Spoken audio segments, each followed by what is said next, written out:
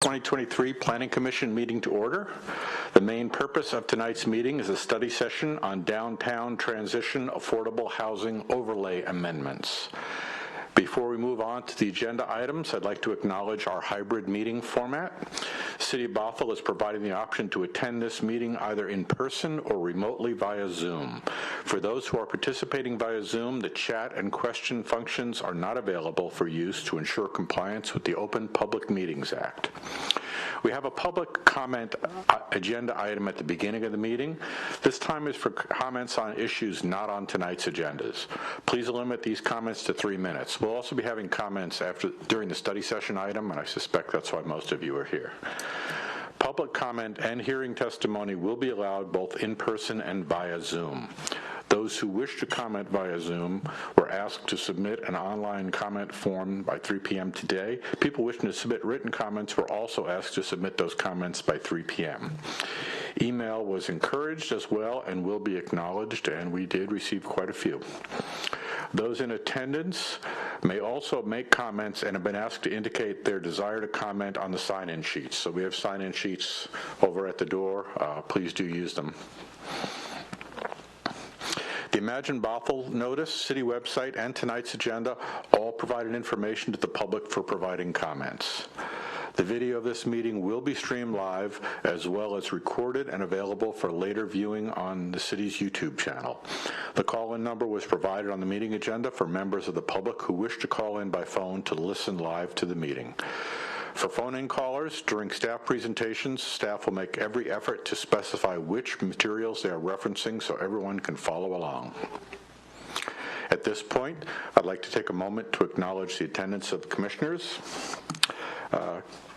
Commissioner Jones, I don't see her. Is she in the chat room? She was just at an orientation and said that she might come over to join in person, but I'm suspecting she'll be joining remotely. All right, so she is a new commissioner as of tonight. Commissioner Westerbeck. Here. Commissioner Curd. Present. Commissioner Robson. Present. Commissioner Anders is absent and excused. Commissioner Gustafson. Present. We also have in attendance tonight Director Jason Greenspan. Deputy Community Development Director Ashley Winchell is participating via Zoom, and Senior Planner Dave Boyd is also in attendance. Lastly, before we begin, I'd like to reiterate some meeting guidelines. Please speak clearly and pause frequently. State your name each time you're speaking. Mute your microphone when not speaking, and when you step up to speak, please activate the microphone so we can all hear you. If you're streaming the live video feed, please turn off the sound. I just saw Commissioner Jones has appeared up via Zoom, so she is present. Welcome. Excuse me for a moment while I make note.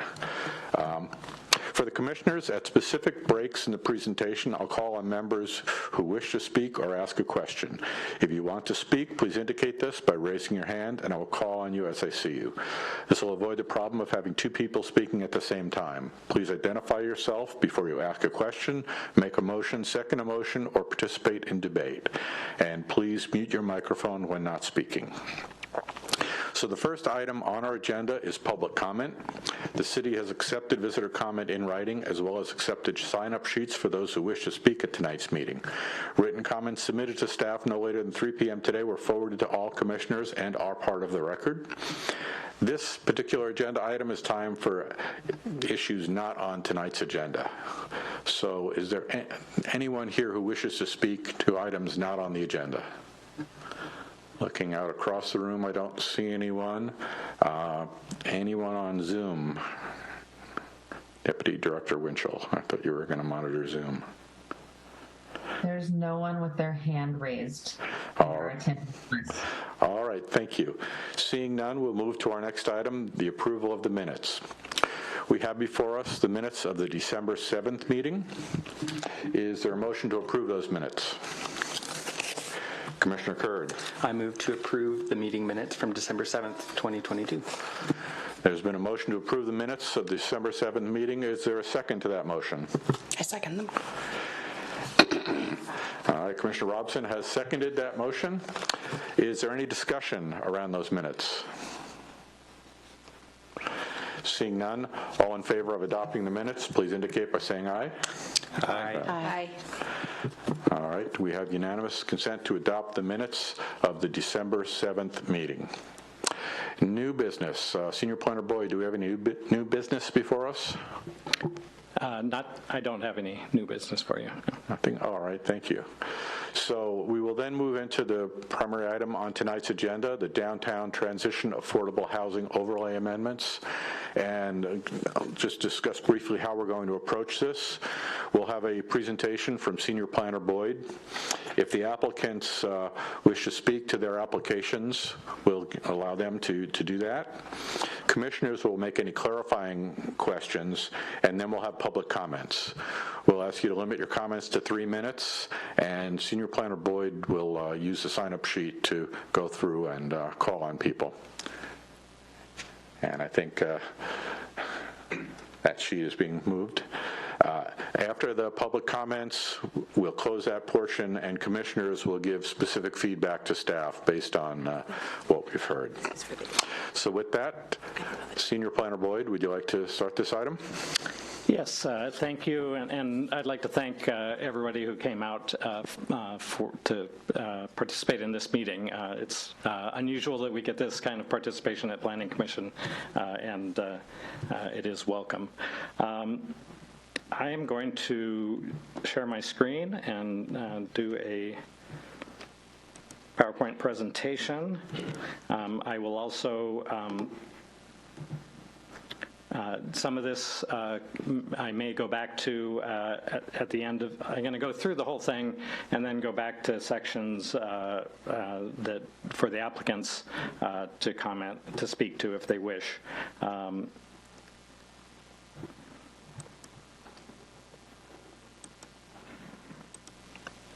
Okay, there we go. So this is a continued study session from the October 19th initial study session on the Downtown Transition Affordable Housing Overlay Amendments.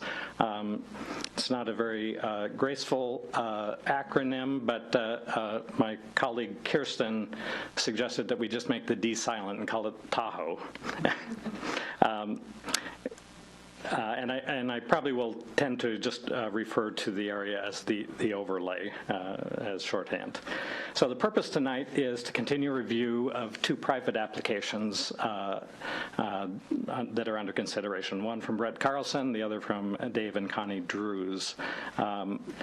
They have property on either end of the Downtown Transition Affordable Housing Overlay, and for that reason we decided to combine them for Planning Commission's consideration. I will say that when we come to actually writing code language, and especially when it comes to going to council in ordinance form, there will be separate sections that will to some degree apply to the different proposals, so that it will be possible for council, if we keep them together all the way through council, to decide differently on different items in the proposal, the ultimate proposal. So the other purpose tonight is to provide some additional analysis that's been done since October 19th, both on the part of staff and the applicants. And I'm going to skip over this commission feedback because I have that embedded later in the presentation. I wanted to speak to public notification. First of all, since, and we discussed this at the October 19th meeting, since these code amendments will apply as conceived at this point, at least some of the code amendments could apply to this entire overlay area. They are considered area-wide code amendments, not project-specific code amendments, and therefore a mailed notice to a 500-foot radius isn't required by our code. But because it is a relatively confined area and there are two project proponents and proposals related to it, we did want to provide that notice as early in the process as possible. And so we wanted to have that initial public hearing and get direction from Planning Commission. And then there were a number of hitches in getting it out. And of course, the December 21st meeting that was scheduled was postponed due to weather. And so we would have liked to have gotten the notice out sooner, but my understanding is that that it did arrive in mailboxes either Saturday or today, or yesterday and today. I've heard of people that got a postcard in their boxes that has a QR code to get more information. We will be doing the code required noticing is already underway. Notice boards are up on either end of the overlay in front of the properties of the applicants, and with flyers. I invite any members of the public that happen to find the flyer holder empty to let me know, and I will try to get those filled as soon as possible. And the public hearing will be noticed on our website and in our Journal of Record, the Seattle Times. So the graphic here on the screen shows the area where the notification went. And I am also interested in confirmation or any issues with that mailing. So a little background. When we developed the downtown plan starting in 2006, the original proposal for the downtown transition district and the other transitional districts, the two corridor districts, SR 522 corridor and the general downtown corridor, the original proposal was for the height limit in those areas to be 4 floors and 54 feet. So the height limits would step down from the downtown core at 6 stories and 76 feet to the downtown neighborhood, 5 stories and 65 feet. Then to these transitional zones, 4 floors and 54 feet, and then to the surrounding neighborhoods, which are, for the most part, at 3 stories and 30 to 35 feet. That, in the process of deliberations, was scaled back to 3 floors and 35 feet in the downtown transition district. And council also established density limit and special setbacks and other provisions to limit the impacts on surrounding residential-only neighborhoods. The density limit was removed for the orange areas that you see on the map here before the housing strategy was approved in 2018. So when that action was taken, that was as a result of some of the proposals that we were receiving for the townhome developments, Dawson Square, the Landing, and it was decided that the 20 unit per acre limit was a limitation to seeing those areas develop. At the time, we were not. We didn't really consider adding an affordable housing requirement with the lifting of the density limit. But later, after our housing strategy, which more clearly identified the need to do that when we did increase capacity in any way, we did apply to the downtown transition affordable housing overlay along West Hill, which is the area in orange with black cross hatching. Also, as part of those considerations of the density overlay, it was kept in a couple of areas along Northeast 186th Street, between 101st and 103rd, and along Bothell Way to the north of downtown. So in the area that's orange with white cross-hatching. And I do acknowledge that there's some language in the code that may be confusing with regard to that, and we'll look at making those changes either as part of these code amendments or as other housekeeping amendments. For example, you see in the legend that the area with the white cross hatching is just identified as the downtown transition overlay. That's what it was originally called, but it should say the downtown transition density overlay, and in the code it's referred to as just downtown transition density without the word overlay. So those are Scrivener's errors that we will correct. So the changes requested, we'll start with the application that we received from Brett Carlson, and these are verbatim the changes that he requested, which I'll kind of summarize here.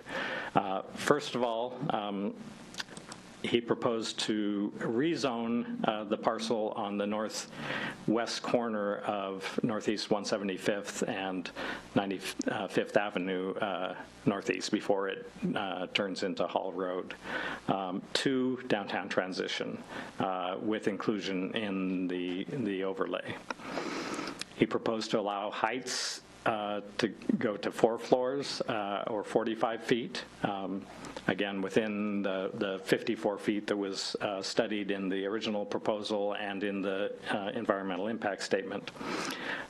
He proposed to reduce the required parking to 0.75 spaces per market rate units and 0.5 for affordable units.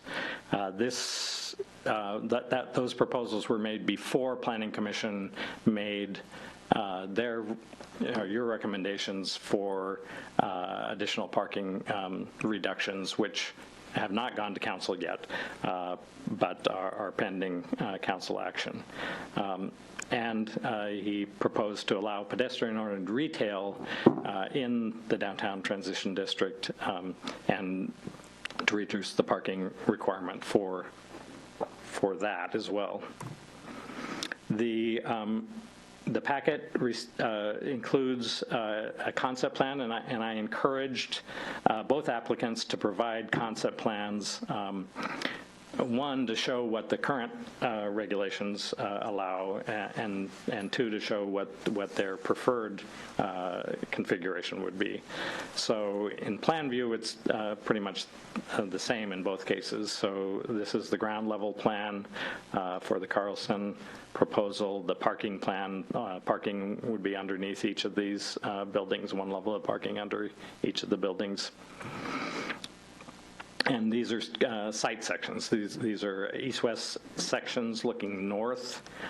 So the road here would be Hall Road or 95th.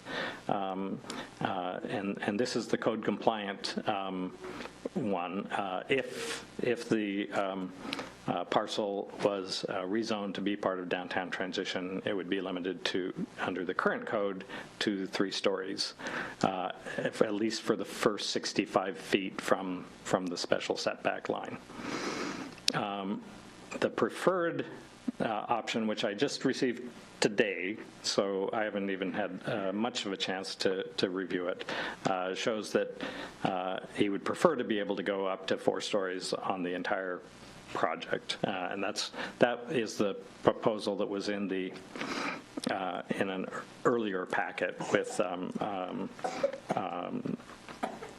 a total of 236 units. The compliant proposal that was in the packet is 182 units. This is the section, the north-south section looking west, so it cuts through the property on the north side of the site. And then these are some 3D renderings of the preferred concept on the left and the code compliant concept, assuming the rezone of the corner parcel to downtown transition on the right. So it shows that the upper level setback basically makes building B all three-story building, and the four-story portion of building A doesn't start until 65 feet back from the setback line. And in this scheme, building C was also limited to 3 stories. I think that was partly because of the upper level setback that extends from the single-family zoning to the south. And again, just a slightly different angle of both the preferred and compliant concepts. And another thing I want to emphasize about these illustrations, these are really just building massing illustrations. They shouldn't be interpreted as actual building designs. The code has a number of provisions that would require modulation and some breakup of long building masses. So this is really just the envelope within which they could build. Both applicants also provided a parking study, and both used the King County Right Size Parking Calculator, which takes into account the location and its proximity to transit, the size of the units, the proposed pricing of the units, the number of units that are proposed to be affordable, and the pricing of the parking itself. And then it says what the per unit parking should be. And in this case, it shows a per unit parking level of 0.83 spaces per unit. And that's partly because a large number of these units are either micro apartments or studio and one bedroom apartments that have a smaller parking requirement. One other, let's see. I'll come back to this, and also let the applicant come back to this.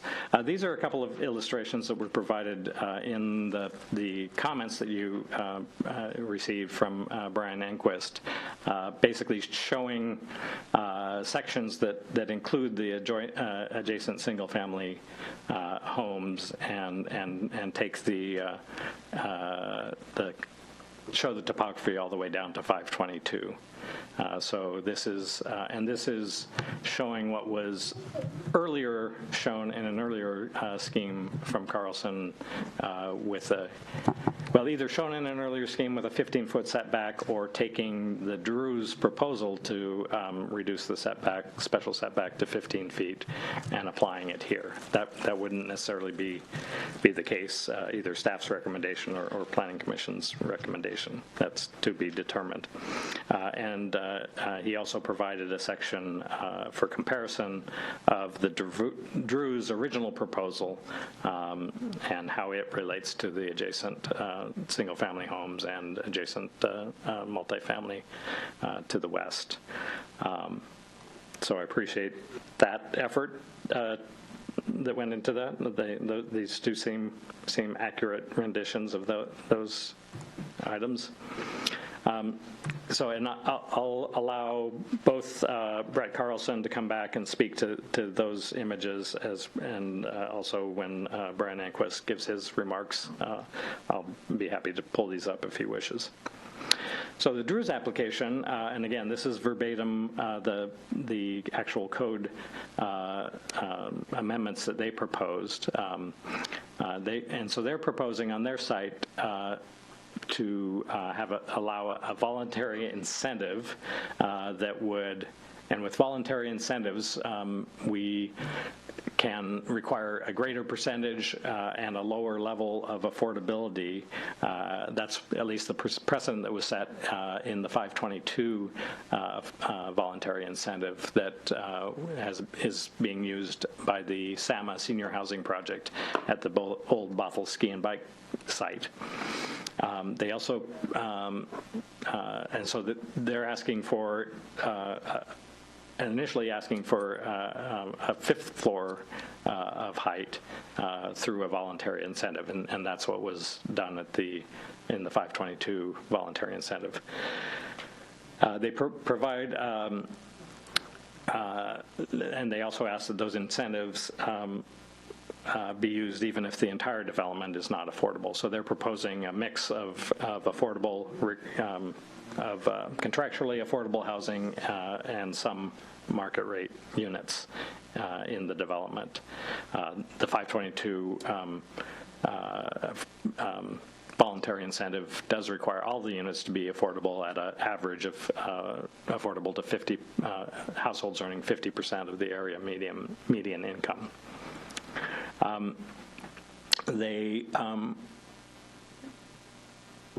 So part of that voluntary incentive would be the height increases and to add provisions to the voluntary incentives that would apply to their site, and we would recommend that they be available throughout the overlay. We think it's a relatively rare developer that would go that extra mile to do the voluntary incentives. So they likely would only be used on this site. But as in the 522 voluntary incentives, they would apply to the entire area. So the Drews application showed some very simple building plans and sections that we've seen before, and they've since developed those plans, and this is the latest iteration, and these are in the packet. And they also provided a compliant proposal and a preferred proposal. The plan levels at the lower levels are all the same for the compliant and preferred levels. And the only difference, this is actually the preferred one, and you can see by the heights listed in the hallway that it allows 4 floors of housing above the first housing floor on the courtyard. So here we have, again, very diagrammatic sections of the compliant proposal on the right and the preferred proposal on the left. The compliant one maintains the 3-level height limit based on our method for measuring height, 3 levels and 35 feet. And the one on the left shows actually 6 levels above the average grade, which is where we measure our height from. And again, that was a north-south section. This is a east-west section of the compliant and preferred plans. And 3D renderings similar to the Carlson proposal. And again, these are just building envelope diagrams, not actual building designs. And we did ask them to show enough of the surrounding context so you could see how they relate to some of the surrounding structures, the single-family homes uphill to the west and north, and the multifamily structures to the east. They again used the King County right-size parking calculator and actually hired a traffic engineer to do a parking study. The code currently allows senior and special needs housing developments to reduce their parking to as low as 0.3 spaces per unit, with the understanding that those types of projects, the tenants may not have cars, but they still need to provide parking for staff and visitors. So their study showed that they could justify a parking ratio of 0.34 spaces per unit.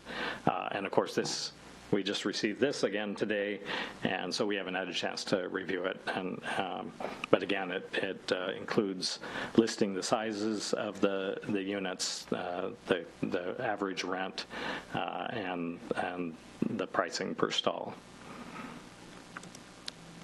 And these are from the previous packet, but a few illustrations of some conditions that Drews wanted to share with us. On the right are some images of a project in Lake City in Seattle, the Bode 125 project, which is a similar type of efficiency or micro apartment layout. And the other pictures on the left are from the villas at Beardsley project, and showing what they were able to do in terms of relatively high retaining walls, fairly short distance from the building. At the first public session, Commissioner Curd pointed out that there had been some recent amendments to our retaining wall regulations, and indeed we've asked the applicant, and staff has done some analysis based on those. Those regulations are shown on the illustration on the left here, which basically require a sort of terraced retaining walls, and they were primarily focused on the impact of retaining walls facing outward from a side towards the adjoining property. The Drews situation, the tall retaining walls, and the villas at Beardsley are inward-facing retaining walls, but there are still issues to address there, including fire access, not only being able to get back into that space, but to be able to put up a ladder at a safe angle, and light and air into the units facing the retaining wall. The Drews pointed out that the project under construction at the Ross Road Apartments on the north side of 185th between 104th and Ross Road also appeared to go beyond what was allowed in the code. And there is a provision in the code that allows an applicant to request a deviation from the standards. And here they were allowed to do a vertical retaining wall and then mitigate the impact of that with a planter that provides the required 10-foot type 2 landscaping, or will require when the project is done, and also provides the adequate room for fire access. So one question in the memo and that I wanted to get feedback from Planning Commission tonight was, should the retaining walls regulations be amended to allow more flexibility for inward-facing walls, and should that be done citywide or just or in a much more limited way, perhaps just in conjunction with voluntary incentives like the ones that the Drews are looking to establish. Alternatively, should the criteria for deviations in the public interest be better defined? Right now, they're pretty broad, and could probably use some criteria if that's the preferred path. The Drews have also raised the question of special setback changes, potential changes to the special setback requirements. Currently, adjacent to residential-only zoning, structures in the downtown sub-area and the transition districts are required to set back 25 feet and have a minimum 10-foot type 2 landscape barrier, and type 2 is our second most dense landscaping. It has a mixture of evergreen and deciduous trees and understory plants.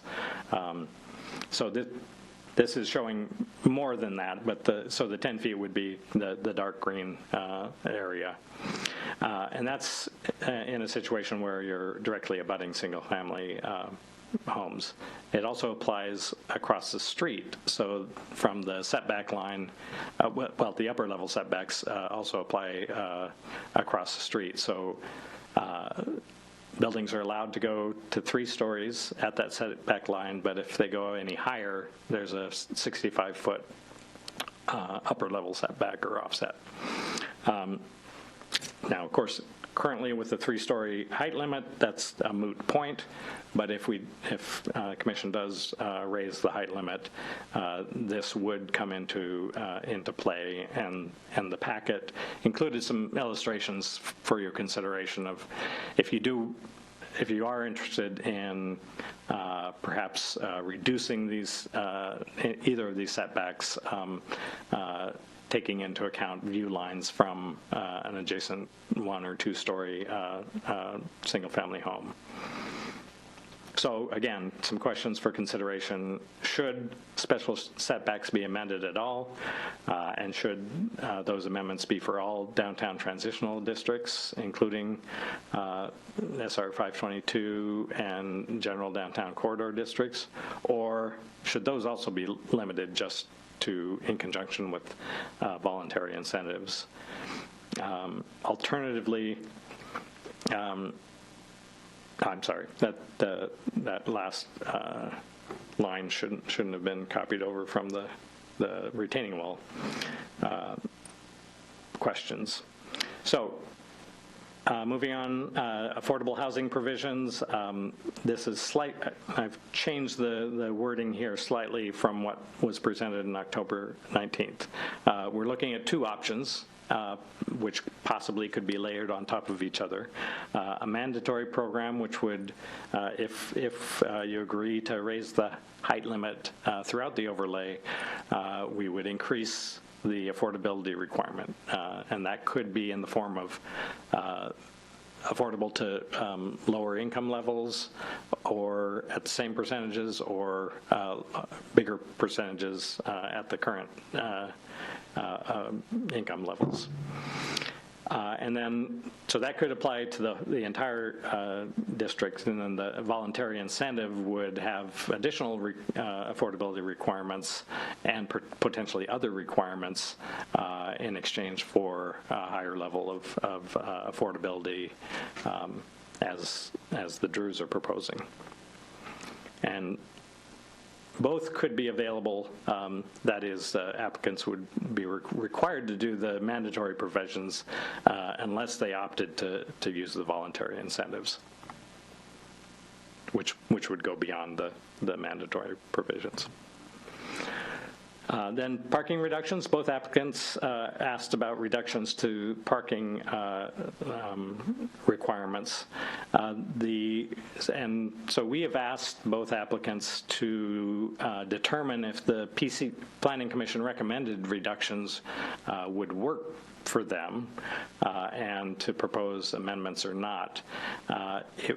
In the case of the Drews proposal, as I said, the special needs housing, there are already provisions that, I should say, special needs housing within a half-mile of frequent transit service, which that is, both of these are. For those special needs, and senior housing can go down as low as 0.3 spaces per unit with a parking study.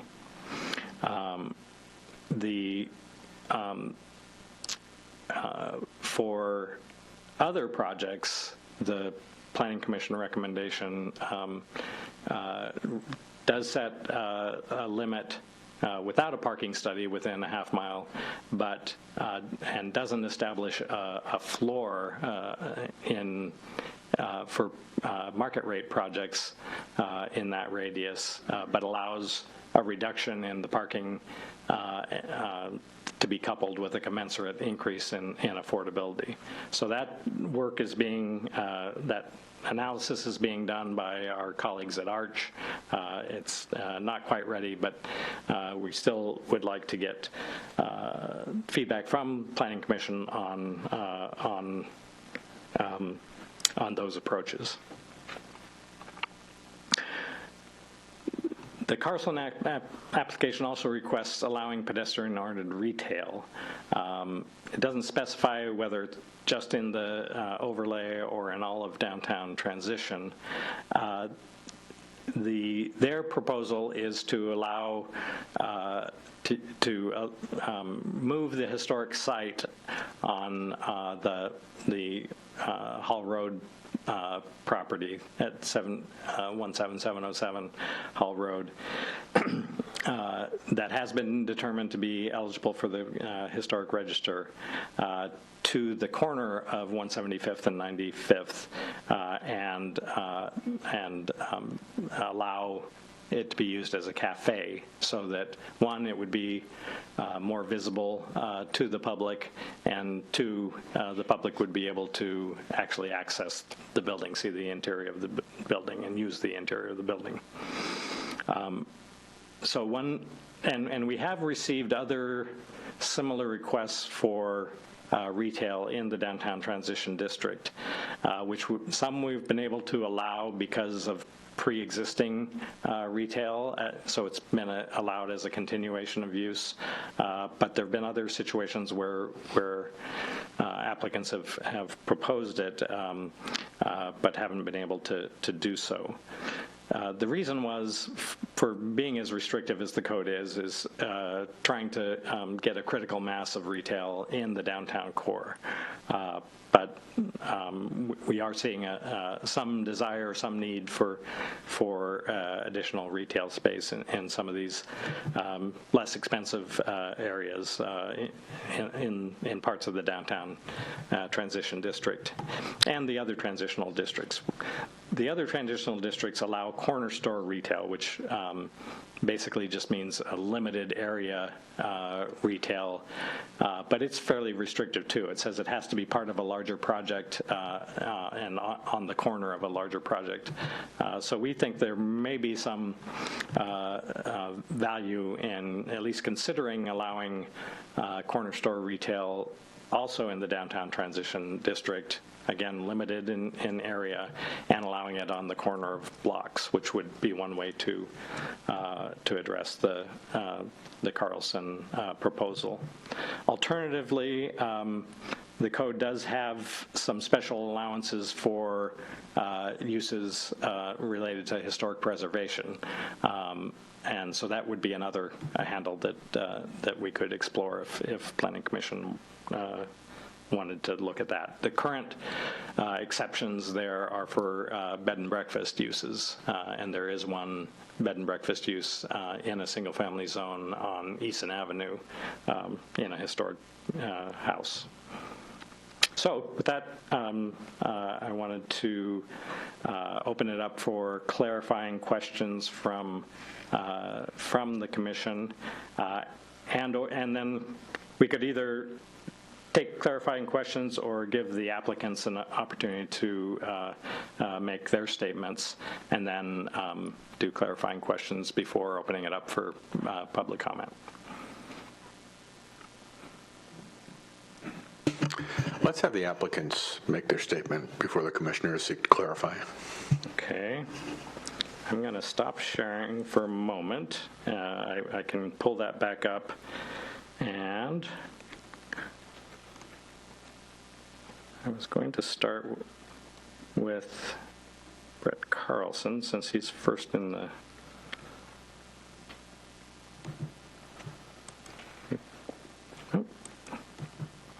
Dave, I can... Oh, you did. Okay. I wasn't able to promote him to panelist, but I was able to allow him to talk. So if you turn on your microphone, Brett, you can go ahead and let me know if you'd like me to go back to any of the images of your project. Can you hear me? Yes. Okay. I don't think I need any of those images up. I just prepared a little statement that I probably should have presented in the previous study session, but if it's okay, I'll just kind of spin through that now, if that's all right. Yes, please proceed. Yeah. As owners of the primary parcel in this project for over 50 years, we've been good stewards to date. But as the region continues to grow, change has become necessary. I think the next chapter will be even better for Hall Road and the future of Bothell. In an effort to do our part to mitigate the environmental and housing and affordability crises affecting our region, we are presenting a development plan set in motion nearly a decade ago by the city of Bothell.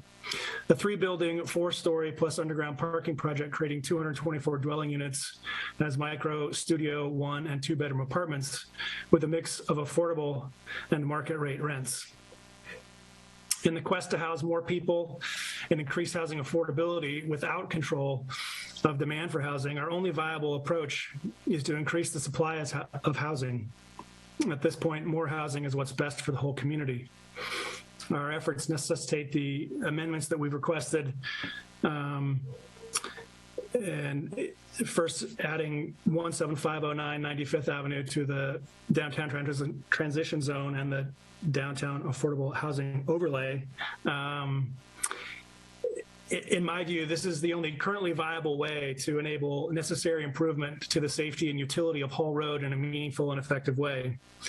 And by moving the existing building on 17707 Hall Road to a new location on the development site and allowing a pedestrian-oriented retail use is an excellent way to preserve the building and provide some degree of public access and enjoyment.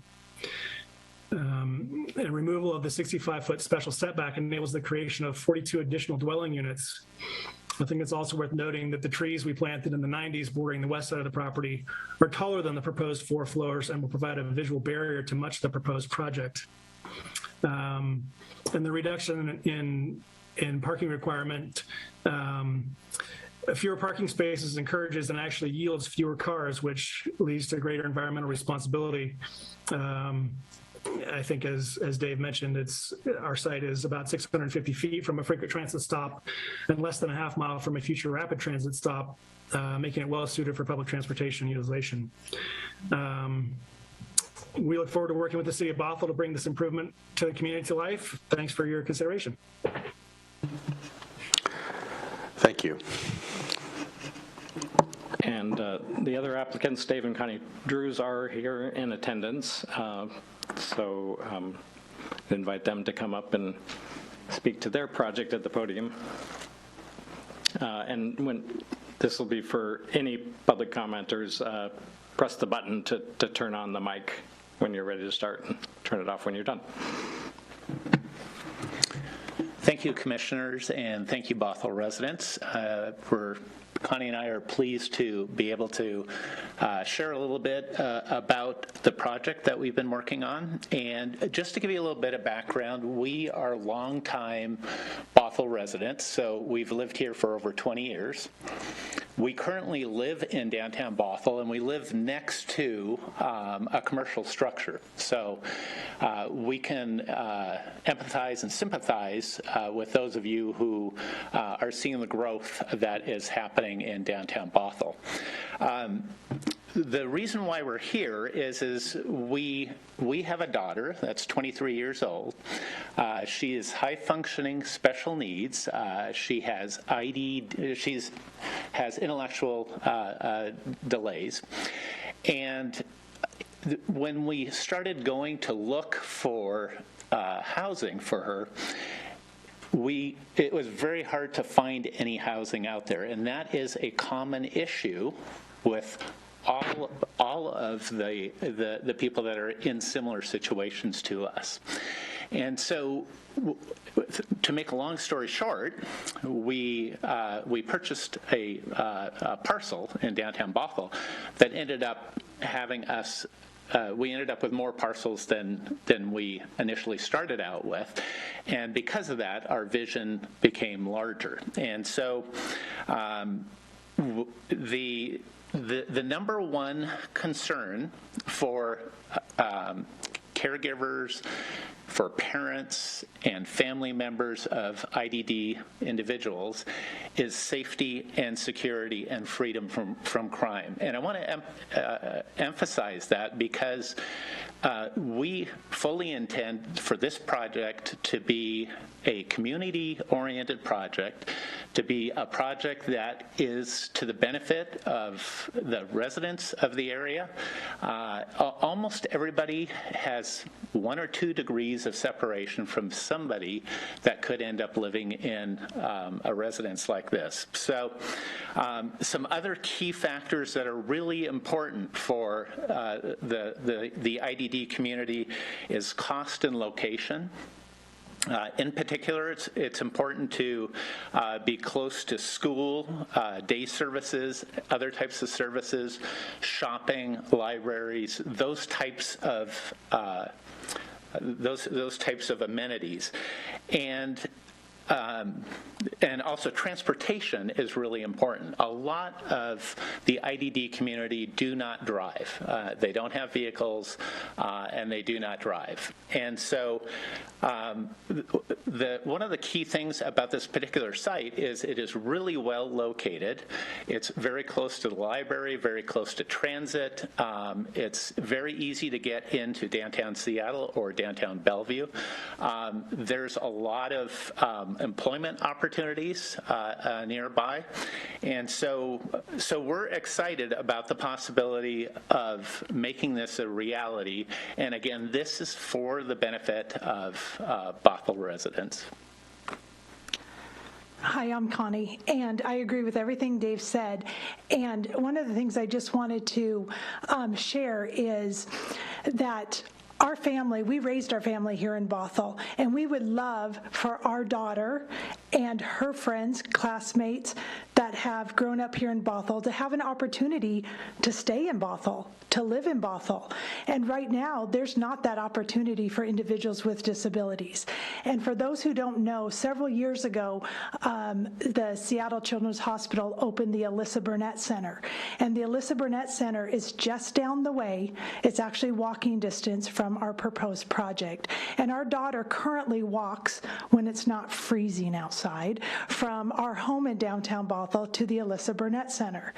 And that center started out with 10 families. Now they serve over 180 families. People come to Bothell. So we want it to be a place where people could also live, work, and have a full life. And right now, there's not affordable housing. There's for individuals specifically with disabilities. So that is by far our focus. We do plan on it being an inclusive environment that would welcome possibly students or other, most likely singles or couples based on the size of the units. But we're excited about it, and the need is great. There's a great demand for this type of project, and the location is ideal. Thank you for your time. Thank you. So at this point, if there are any clarifying questions from commissioners before we open it up to public comment? Yes. Commissioner Robson. I have some questions about what kind of work the Carlson project is going to be doing on Hall Road. I know that they have to do frontage improvements, but that's a pretty narrow and steep road, and so I'm wondering what kind of changes they're going to make right there. We have met with the proponent and our Public Works staff to discuss that and what some of the options are. One of the advantages of the full proposal that Brett Carlson is putting forth is that it would, with the property on the corner of 175th and 95th, it would require frontage improvements along that entire stretch of Hall Road. So connecting the sidewalk that extends to the end of the Trailside apartment project to the north, all the way up to connect with the sidewalk on the southwest west corner of 195th and 75th. If the corner parcel wasn't included, then the amount of improvements, technically we require a development to do half-street improvements. So they would improve the west side on the north side of the property. There would be a short section where they'd be improving both sides, and then the east side to the south. Now, this is a special situation, so we would entertain reasonable deviations from the standards, and given the topography and the narrow area available, it would likely be 2 travel lanes, 20 feet, and then a sidewalk on one side would probably be the likely improvements. And what that would do would connect the sidewalks on 95th and 175th to 522 to the transit service and to the rest of downtown. And it's unlikely that the city would have funding to do that outside of development proposal. The funding that city does have and that was approved in the Safe Streets and Sidewalks levy is really prioritized towards safe streets to schools, safe paths to schools. Sure. Follow-up. I just, Senior Planner, if you would allow me to ask, so they're going to be doing frontage improvements right in front of their properties, but that's a narrow road all the way through there. So is it going to remain a narrow road in front of the already existing properties? Because I would presume that the people doing the development are not going to do the whole road down to 522, right? So I just want to get a full, so it would be narrow and then it would widen in front of the property along Hall? Yes. The road would widen? Okay. And the portion of Hall Road north of their property is a little bit wider. It's still a relatively narrow street, and it only has a sidewalk on one side, but it's wider than the portion that goes right through their properties. Okay. So it would match up, at least it would match up with what's to the north. Okay. Okay. Thank you. Are the commissioner clarifying questions? Commissioner Gustafson. Hello, Sarah Gustafson here. First, I wanted to thank the residents for their attendance, especially our youngest and most patient members of the residents here. And my question stems from the December 21st email from Brian and Katie Enquist and their concerns about environmental and habitat impacts for the North Side Carlson proposal. I have 2 questions. First, would you be able to clarify the extent to which green belt and existing trees would be displaced? And second, if that would be the case, what kinds of replanting or other landscaping improvements might be there regarding that impact? Thank you. The mature trees that Brett Carlson referred to along the west side of his parcel that divide his parcel from the Enquists and some of the other parcels to the west would remain. At least that's the proposal, and it would really be the requirement because there is a requirement for a Type 2 landscape buffer, and that goes a large way to meet that. It probably requires some additional understory plants, and then a 10-foot wide Type 2 landscape buffer would be required on the rest of that frontage if all 3 properties were included in the development. So extending south to 175th. There would need to be some accommodation for fire access along that side, but it would be done the landscape requirement remains, so there would be some landscape buffer along the entire portion. Thank you. Commissioner Curd. Thanks. I would like to ask if, I guess in October, the previous study session, we had a discussion about retaining walls and a little bit about the geotechnical characteristics of the Drews property. I'm wondering if any preliminary information has been submitted with their pre-application or application geotechnically before we get into retaining wall business. Staff has looked into the geotechnical situation there, and it has been identified as an area with some historic landslide activity, and of course any development there would require an extensive geotechnical report, but the Drews have retained an engineering firm that is aware of those.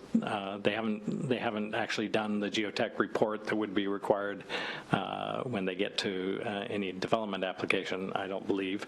They can correct me if I'm wrong there, but the understanding is that it is technically possible. It could be somewhat expensive, but it is technically possible. Thanks. To build there. Other commissioner questions, clarifying questions? Commissioner Jones, I see your hand raised. Unmute. Thank you, Commissioner Kiernan. I wanted to state an acknowledgement and then ask a question. And the acknowledgement is just for transparency that I live within the notification boundaries for the Drews property. So I just wanted to make sure that the commission was aware of that. And then the question that I had for Senior Planner Boyd is, could you explain what the requirements are for the percentage of affordable housing and how that is based? Is it based on the number of units in the development or other types of criteria? I'm trying to understand how the affordable housing is determined. That's where we rely heavily on the expertise of our colleagues at Arch.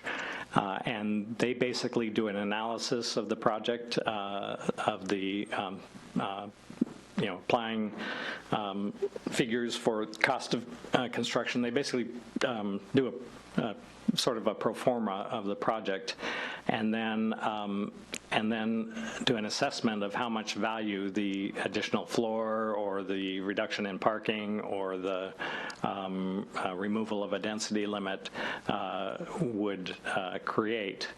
And then they basically split that benefit between the property owner and the public. The property owner gets some benefit from the increase, but the public gets the benefit in terms of affordable housing, and basically they put a value to that as well, or essentially determine how much it's going to cost the development to do that. So. And so in the current overlay, there's a requirement for 10% of the units to be affordable to households earning, for rental housing, households with earning 60% of the area median income, or for ownership housing, 80% of the area median income. Initial analysis shows that we, with the additional store floor, that could be reduced to 50% potentially at that same 10%. And I've asked them also to look at an option that would keep the affordability levels and increase the percentage, so that we can consider both.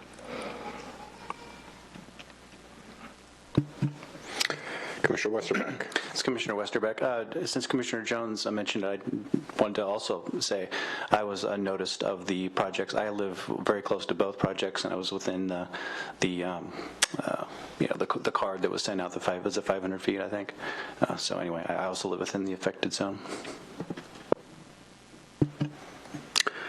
Thank you both for that disclosure. Other commissioner comments? Commissioner Gustafson? Hi, Sarah Gustafson here, and I wanted to bridge off of Commissioner Jones' excellent question about providing some more clarity for the affordability, especially on the Carlson apartments. I know there are a lot of constituent questions on this. If we could put some numbers and ballpark figures on the types of affordable housing that might be provided in the Carlson development. If there are 180 units, would we say 18 of those units would be affordable to households earning 60% of area median income, meaning do some calculations that it might cost $1,700 a month for a 2-bedroom apartment, so we can really flesh out the idea of what might be provided. Yes, we can do that, and that would be part of our Arch's analysis. Okay. We have received some comments about in the parking calculator worksheets that were provided, it showed some rent levels. Those are average rent levels. They're not necessarily the affordable rent levels.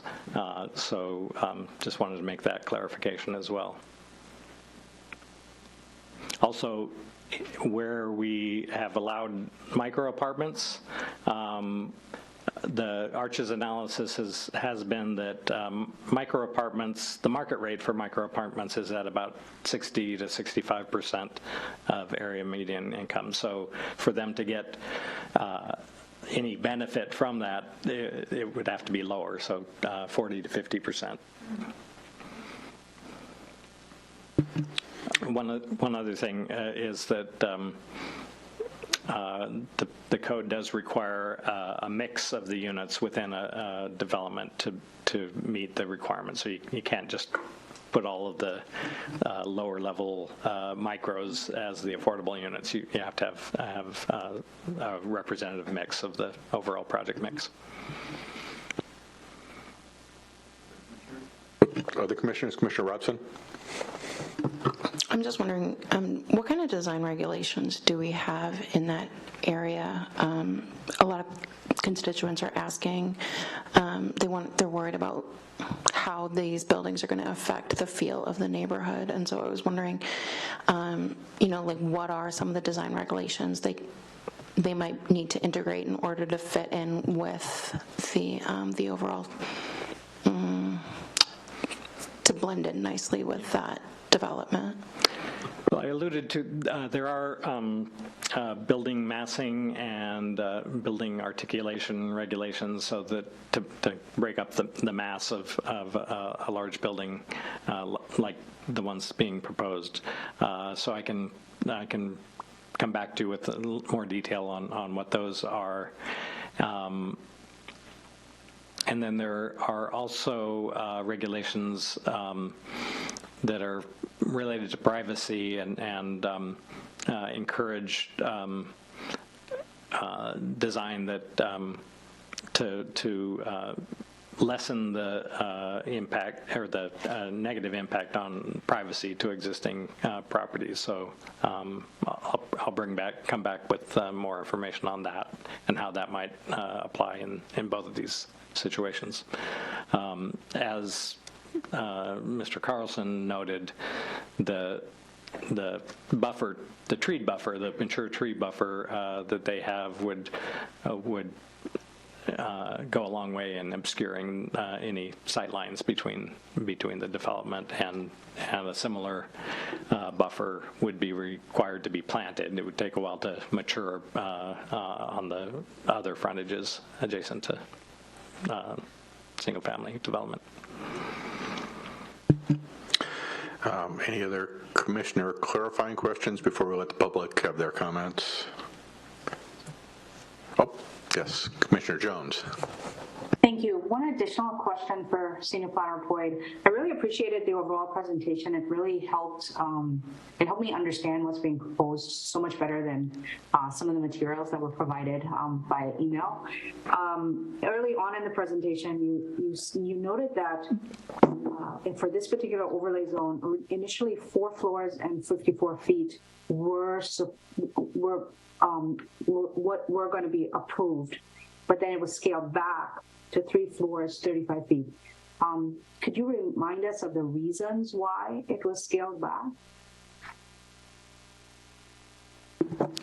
I would say that, I wouldn't say that 4 floors and 54 feet were going to be approved, but that was what was initially proposed and what was studied in the environmental impact study. And we did, at the time, get a significant amount of pushback from surrounding single-family neighborhoods. And at the time, Council chose to ratchet back and add provisions to in response to those concerns.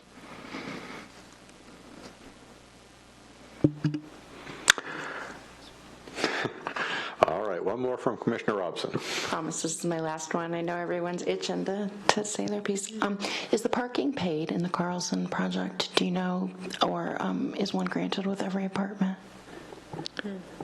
Well, it has less than 1 space per unit, so not every apartment would have a parking space. And both parking studies show that parking would be paid. And that is actually considered a best practice today. So that those who own cars should pay for them, and tenants that don't have cars shouldn't be subsidizing parking for the ones that do.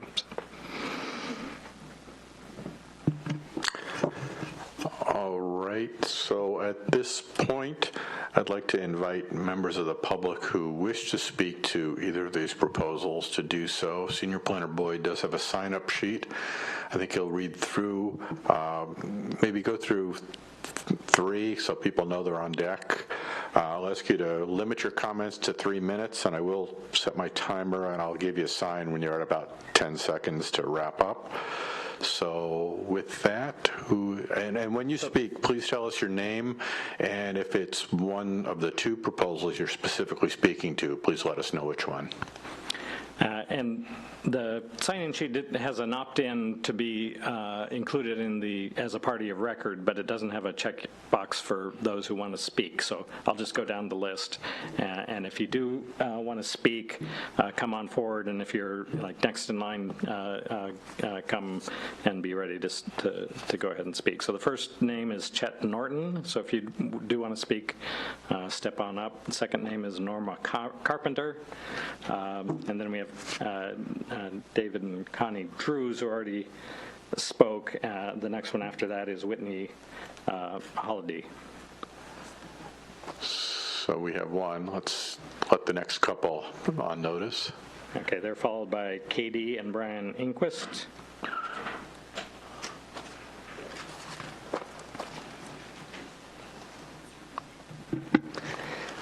Hello, I'm Whitney Holiday, and I'm here to speak about the Carlson proposal. So just a little bit about who I am. I'm the president of the Talon Ridge at Bothell Homeowners Association.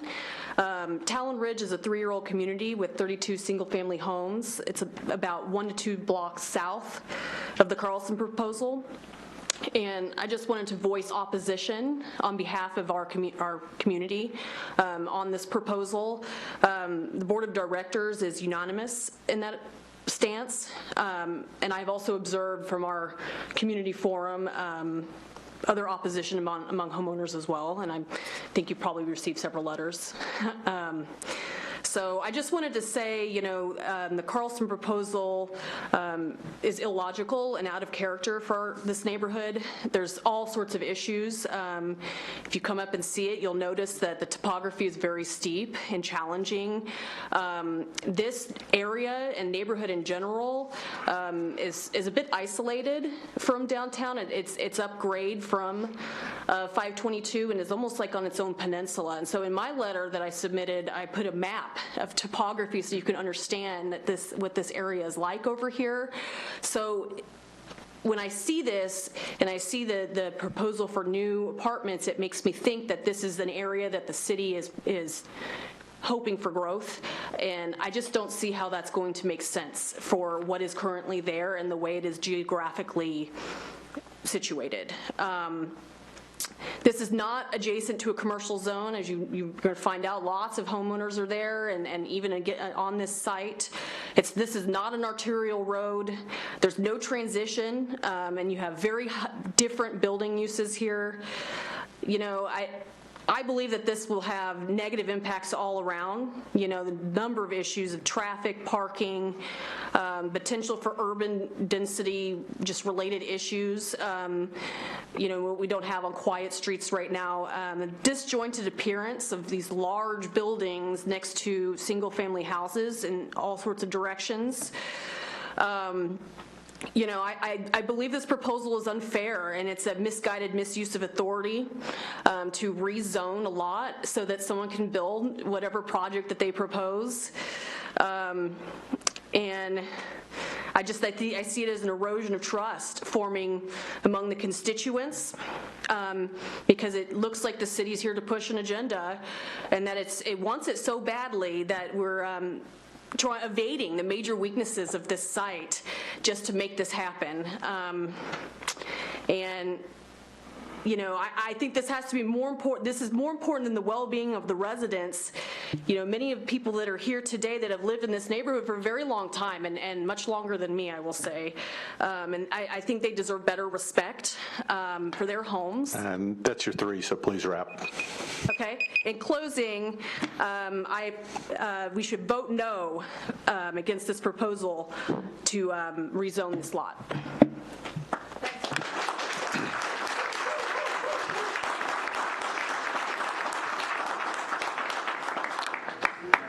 Thank you. Next up. After the inquest, Tolu Oluwole. All right, I'm Brian Anquist. I'd like to thank everybody for being present. We are the city, so it's great to see you here. I'm a resident directly impacted by the Carlson proposal. I'm standing in front of you not opposed to development, affordable housing, or population density. I'm here to urge the city to do it properly with facts and data to ensure it's not implemented in a manner which alienates your citizens and causes revolt. In lean manufacturing, there's a phrase, what problem are you trying to solve? The purpose of this is because if you truly don't understand the problem, you risk creating more problems than your solution. So I asked the city, what problem are you solving, and will you create 10 more problems with your solution? You may meet affordable housing quota, but are you solving the problem? Is rent-controlled apartments the solution to this problem? Hall Road is a choke point and dangerous at best in its current state. By allowing this development, you are able to fix a small portion of Hall Road while adding, well, now it sounds like a lot more, residents and maybe 300 to 400 cars, because the proposal's gotten a lot bigger today, create another problem on this hill. As referenced in my letter to the City Council and Planning Commission, please read, there are numerous ways this proposal does not make sense, nor is it justified, and has serious conflict with the existing code, which has not even met, granted the exceptions requested. With a maximum 20 units per acre, PMC 12.64.103, read it stated. The proposed looks like now 70 units per acre on a steep hillside with terrible access in all directions and no buffer to adjacent homes makes no sense, nor is it allowed. As an engineer, we are bound by physics and chemistry to create specs similar to code, which if not followed for the sake of profit or speed, results in possible death of the public, as recently experienced in the 737 MAX disasters and resulting fiasco for Boeing. While not as drastic in proposal, look at this property and development not as a temporary solution to quotas, but as a potential success story for Bothell and the Puget Sound, as all cities within the growth corridor look to implement similar middle housing initiatives as Bothell hopes in the 2024 major planning update. As referenced in my letter, these two locations, Carlson and Drews, are vastly different. Therefore, I recommend separating these proposals to prevent amendments with broad impact affecting the neighborhood of Hall Road and Bothell as a whole. You have a role as people elected by the city to make decisions. Make sure you understand the impact of your decisions, ensure these are fully justified by facts and data. Thank you.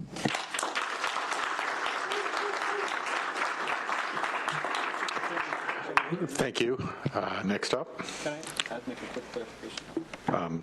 Sure. Commissioner Westerbeck. I'm sorry, I'll be really quick. Correct me if I'm wrong, Mr. Boyd. These can be considered separately, right? I mean, one can be effective, the other not. They're not a package deal, correct? Correct. Okay, thank you. All right, next speaker.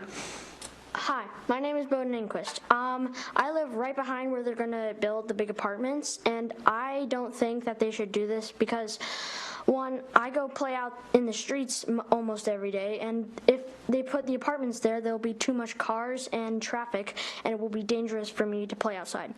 My second reason is because the apartments will be staring down at me in my room, and I like to have privacy, and I don't want people staring at me. My third and last reason is because anytime I go outside and play in my backyard, or even just play in my room with my sister, people will be maybe watching us, or sometimes on the deck if we have like dinner or something, they can hear what we're saying, and I just like to have privacy. Thank you.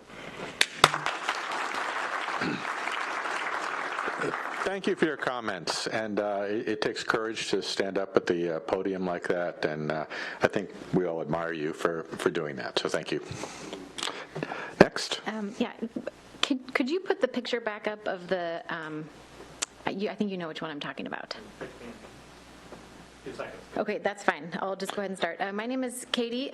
Bowden is a much better speaker than I am, so I'm going to go ahead and read off my sheet. I couldn't memorize this. I'm a Bothell resident and would be severely impacted by the amendments requested in the Carlson and Drews proposals. To the Drews, I appreciate your statement about living downtown. I don't live downtown, and I chose to live above it, and the transition zone needs to maintain the code accordingly. To start, I'd like to state that to review and approve these two proposals as one would be careless. They should be reviewed on a case-by-case basis without sweeping amendment changes. Their locations and impact to the surrounding homes are significantly different. The Drews proposal is well thought out, but the Carlson proposal is not, and its justifications are based on the opinion of the applicant and not facts and data. Moving forward would be detrimental to the future of Bothell. A better option for this location, with its proximity to single-family homes, would be to consider it for middle housing. Instead, rezone the parcels in question to allow for this plan and movement to take a big step forward and to coincide with what the state is working toward as a whole. Let me point out that this zone, according to Bothell's plan, was designed and stated to transition the downtown core to single-family neighborhoods. This proposal does not transition. If you see the little tiny house next to the massive building, you can see that. Hall Road is local access only. It's a very narrow road with its widest portion being only about 30 feet, which allows it to serve about 100 units. If this moves forward, the units served would be closer to lots more, over 300, which would have dangerous consequences for pedestrians, bikers, and cars to where it intersects with 522. There's no stoplight and there's minimal turn lane down there. So what is going to be done down there?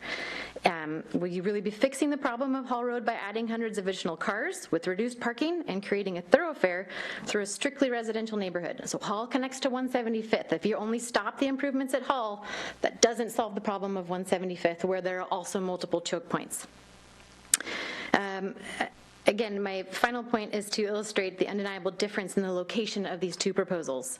The Drews proposal is at the bottom of a hill, roughly about 60 to 100 feet in elevation below the nearest single-family residence, and it is not near any historical or historically significant homes. The Carlson proposal, which includes a property with historic significance, is within 15 feet of nearby homes, where the elevation difference is at most 15 feet. So are you willing to set the precedent that this is okay? And to the Bothell City Council members that are listening, you were elected to serve and represent Bothell residents, not support an agenda. And if each of you have not visited this site, you need to, just to see the difference. Use this site more appropriately. Washington's 2023 Middle Housing Bill addresses the state's housing shortage and opens up affordable options for families, elderly, and first-time homebuyers. Suggest this location be rezoned in the upcoming comprehensive plan update. Thank you.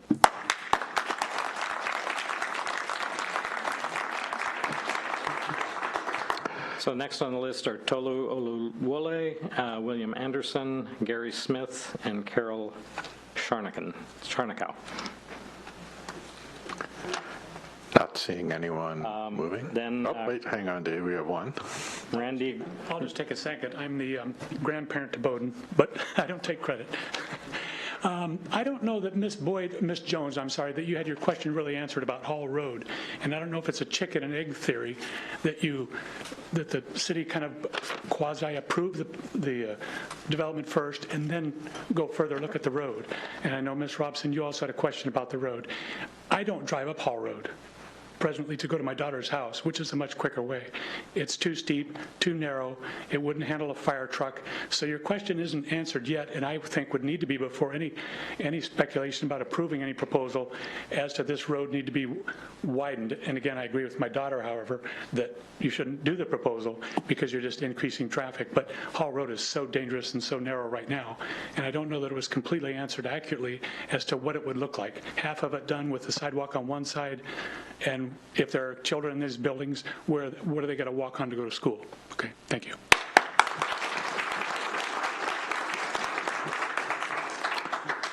Thank Dave, you. I was going to make a quick suggestion that since there are so many people here, it might make more sense for folks who want to speak maybe to line up or to just come to the podium when it's open versus calling off the sheet.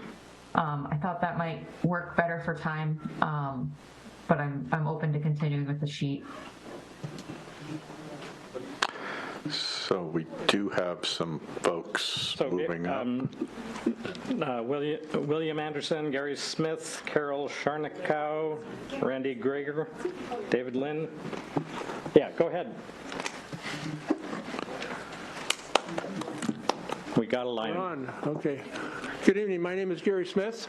First of all, I'd like to thank Dave Boyd for coming up to our neighborhood this morning and walking around with us and answering our questions. We would also like to invite each of the commissioners to come up to our neighborhood and walk around, see what you're looking at here, and talk to our residents. My wife and I moved here in 1993. We're longtime residents, but we do not want to live next door to a commercial enterprise or apartments or condos. Our property adjoins. We're next to the Collins property, which is not part of this proposal right now, but we don't have a tree barrier. The proposal taken with this, if it goes along with the Carlson proposal, will mean that we will have about a 4-story apartment building about 25 feet from our fence, looking up at that. There's been a lot of major construction in Bothell over the past 5, 10, 15 years. The downtown area has changed dramatically. We're now driving through downtown looking up at 6, 7, 8-story buildings. Incredible. What we've lost through this process is a lot of open space, some wetlands probably, and some beautiful forests. We have a lot less now. We have a lot less trees and a lot less green in Bothell. I guess I should say thank goodness for the Magnolia Dairy Farm. I can only imagine what would happen across the street from Bothell High School if that land was developed. I would also like to suggest that maybe we need a rezone for the single residential housing units in Bothell. What we need is an apartment-free and condo-free. We need apartment-free and condo-free zones in these areas. I would like to finally refer to the Bothell, the vision statement. The Bothell vision statement, as most I'm sure you know and are familiar with, lists 19 values for the city of Bothell. These are values that are hopefully promoted by the Planning Commission, the City Council, for the residents of Bothell. I would like to cite 7 of these. Number 1, celebrates and respects its picturesque setting by achieving harmony between the built and natural environments. Number 5, demonstrates a commitment to the conservation of scarce natural resources. Number 7, maintains strong residential neighborhoods through public investments in physical improvements intended to enhance neighborhood identity and through public policy decisions intended to protect And that's neighborhoods 3 from minutes, so intrusion. please wrap it. I'd like to just finish my... Yeah, 3 minutes per person, so please bring it to conclusion. Thank you. No, it's 3 minutes per person. That's how meetings are run. Thank you. I can't have So please bring it to conclusion. Okay. Anyway, these 7 values seem to be lost in this process. And the last value, this number 19, is fosters a sense of belonging and pride in Bothell's unique and distinctive community. Do we still have a unique and distinctive community? Thank you. Thank you.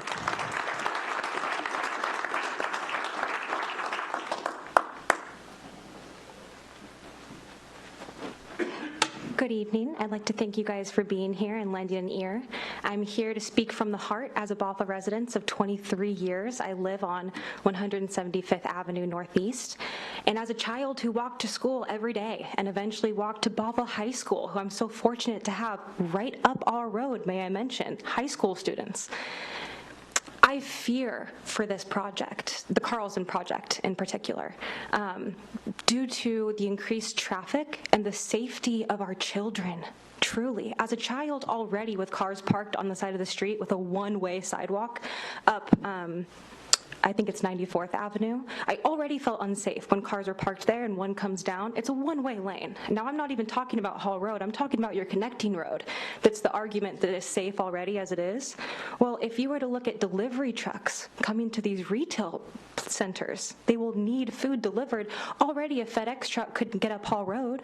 So that would encourage these bigger trucks, fire trucks, anyone coming down 94th Avenue Northeast, which is where our children walk to school. So I urge you to think about the safety concerns, and I urge you to remember that people become over profit. Please remember that. This is not an affordable housing unit that they're proposing mixed. If this were only about affordable housing and truly about helping the people, I would not be in opposition. But that is not what I heard. And I did not hear any conclusive analysis or data presented today. What I heard is that they failed to present that to you previously, and they sent you these documents before this meeting, not giving council enough time to fully consider the data, hoping that you would be swayed into their perspective. I urge you to hear me because I come from a place of a resident who walks these streets every day, who as it stands is afraid to walk up Hull Road. I would never walk it up right now, and I would never let my children walk it up. And adding more people, even if you extended this to be a 2-lane road, there would be parking. Look at downtown Bothell. If you drive it at midnight tonight, I guarantee cars will be parked all outside of these apartments. So even if you say that, oh, we have spaces for people to park, well, there's more cars. People still have cars. Even if parking spaces fill up, they still need a place to park. And encouraging retail encourages more cars to drive through this neighborhood. So now we're filling residential neighborhoods with more cars. Please walk through downtown at midnight and you will see what I'm talking about. That is what you are encouraging if you support this in a residential neighborhood. Please. I've been told democracy works. I'm here because I really want to believe that. So thank you for listening to me. I also submitted a letter. Please read my letter. Excuse me. Thank you. I would just like to remind everybody to clearly state your name at the beginning of your statement. Yeah, it is part of the public record, and having a name's its way to it. And it's been a couple of people have referenced submittals. We have received those emails, and I know the commission is diligent in reviewing those materials, so we have read those materials. Next up. My name is David Lynn. Like the previous speaker, I have 2 kids that just graduated Bothell High School within the last 2 years, and I still have one as a freshman right now. They all walk to school, and I have very big concerns about the traffic that's going to be bringing this development. I'm here tonight to express my concern over the proposed development of the 182 mixed-use apartment and retail on Hall Road. My family lives just a stone's throw away from the proposed development on 175th Street. Our concern is that even with improvements to Hall Road, it cannot accommodate the traffic that will come with the development. In the years that we lived here, we have avoided using Hall Road. We would instead go towards Bothell High School and then head down Cougar Road towards Bothell Way. Even though Hall Road is a shorter distance to Bothell Way, downtown, and the landing, we do not use Hall Road. It's just too dangerous. The combination of the steep slope, lack of sidewalks, narrowness, and blind corners makes this road difficult to see pedestrians and oncoming cars. Even with the expansion of the road and sidewalks, the blind areas at the top of the hill and corners would still exist, not to mention the steep drop-off on the east side of the road. To add the traffic of additional cars, trucks, and retail foot traffic to Hall Road would be very unsafe, to say the least. Consideration would have to be taken into account to the neighborhood streets and homes that Hall Road feeds into. I ask that the members of this council take serious consideration to the peace and safety of the impacted neighborhood that this proposed development would cause. Thank you.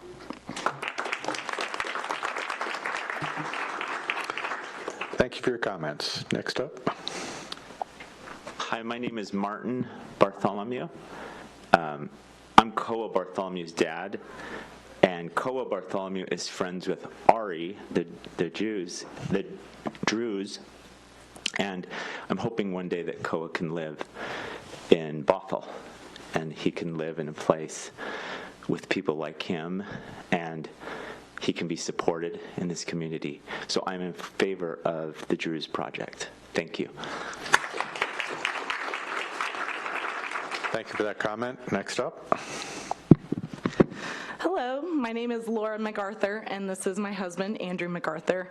First of all, thank you for giving us this open forum. Unlike some of these folks who have been in Bothell for decades, I just moved here 3 months ago, and not only did I just move to Bothell, but my husband, we just got married in 2022, and he made me move all the way out to Washington. And so when we looked for a house, I think we toured 70 houses. We made our realtor take us to, because I didn't know the difference between Kenmore, Bothell, Kirkland, Woodinville. All I knew is he lived in Seattle proper, and I did not want to be there because it was too crowded for this Midwestern girl. So I wanted to come out, and I immediately fell in love with Bothell, and especially 175th Street, where we bought a house and closed in October. And when we first toured it, we immediately fell in love. I saw families pushing kids on strollers. I saw dogs in the neighbor's yard across the street. It was the exact neighborhood that I envisioned raising a future family and making Bothell a home. My parents still live in the house that they've been in for 32 years, and so I bought this house hoping that Bothell could be a long-term home for us. So this is one way for us to get to know our neighbors. Nice meeting you all. And we just strongly oppose the Carlson property because we are directly across the street, and it would completely change.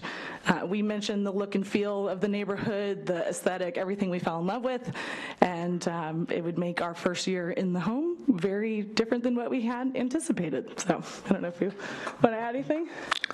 Thank you. Again, my name is Andrew MacArthur. I guess I'll just add, the comments on Hall Road, right? The blind spots in there.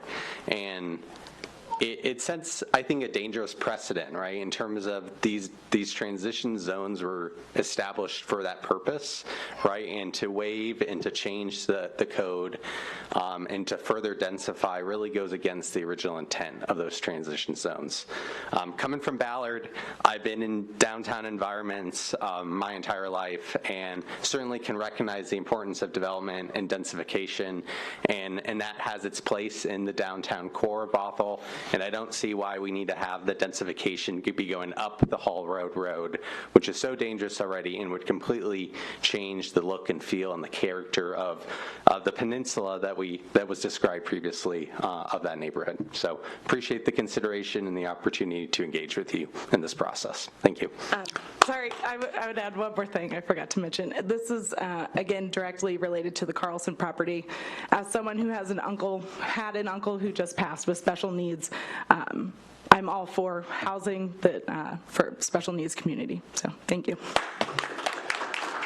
Thank you both.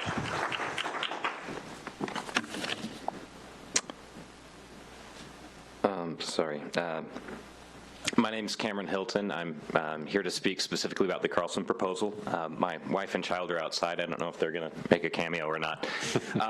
When my wife told me that the city was planning on building 180 units, now apparently more, at the top of Hall Road, I honestly thought she was joking. I thought this because anyone who's been on Hall Road knows that it is too steep, too narrow, too unwalkable, too unparkable, too close to residential family homes, too inaccessible, and too far away from city services to be seriously considered for anything besides single-family development. Incidentally, I think zoning for middle housing would also be appropriate. I support growth and development, but there's a right and a wrong way to develop this land. The right way to develop the land at the top of Hall Road is to respect existing zoning that the city and neighborhood and homeowners have committed to, while bringing Hall Road up to code, which is a commitment that should be a given that the city will provide to tax-paying citizens.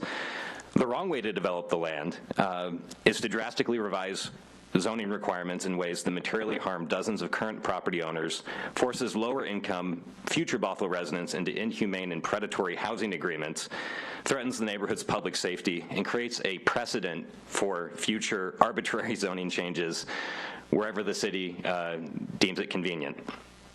There's a lot of great places for high-density housing close to public transit in Bothell. Hall Road is not one of them. We literally have half a dozen empty lots right in downtown, real downtown, right now, waiting to be developed. And there's another half dozen lots, at least, with one-story dilapidated buildings that could also really benefit from redevelopment. The Carlson proposal for Hall Road is wrong, and I object to Mr. Carlson's characterization of this being a win-win for the city. I am part of this city, my family is part of this city, and my neighbors are part of this city, and this is not a win for us.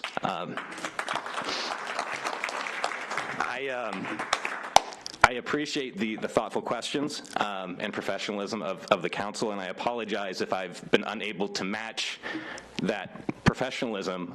This is very personal to me.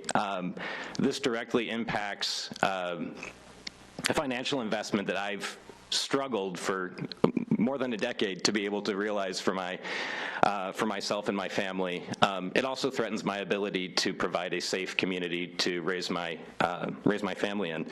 Like the others have mentioned, I have every expectation and hope of staying in Bothell to raise my entire family and see my grandkids come to visit me. I don't see that in the cards if this goes through.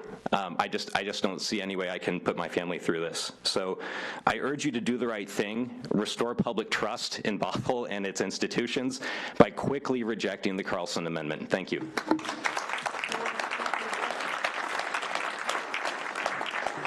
Thank you for that comment. Next up. All right, my name is Nick Tiffany. I am, as of in the mail officially, 2 weeks ago, an official Bothell resident now. I've been working here for 4 years. I used to play YMCA basketball back when the Anderson School was a school. I love McMenamins, but, like many, I think it's crazy just to, as much time as I have spent coming from every direction into this city, more more and more often, all you see are towering new apartments. Somewhere is tucked in a new Main Street behind what was the old Main Street back when we'd go to Alexa's across from the furniture store when everyone was out walking and was parking aplenty.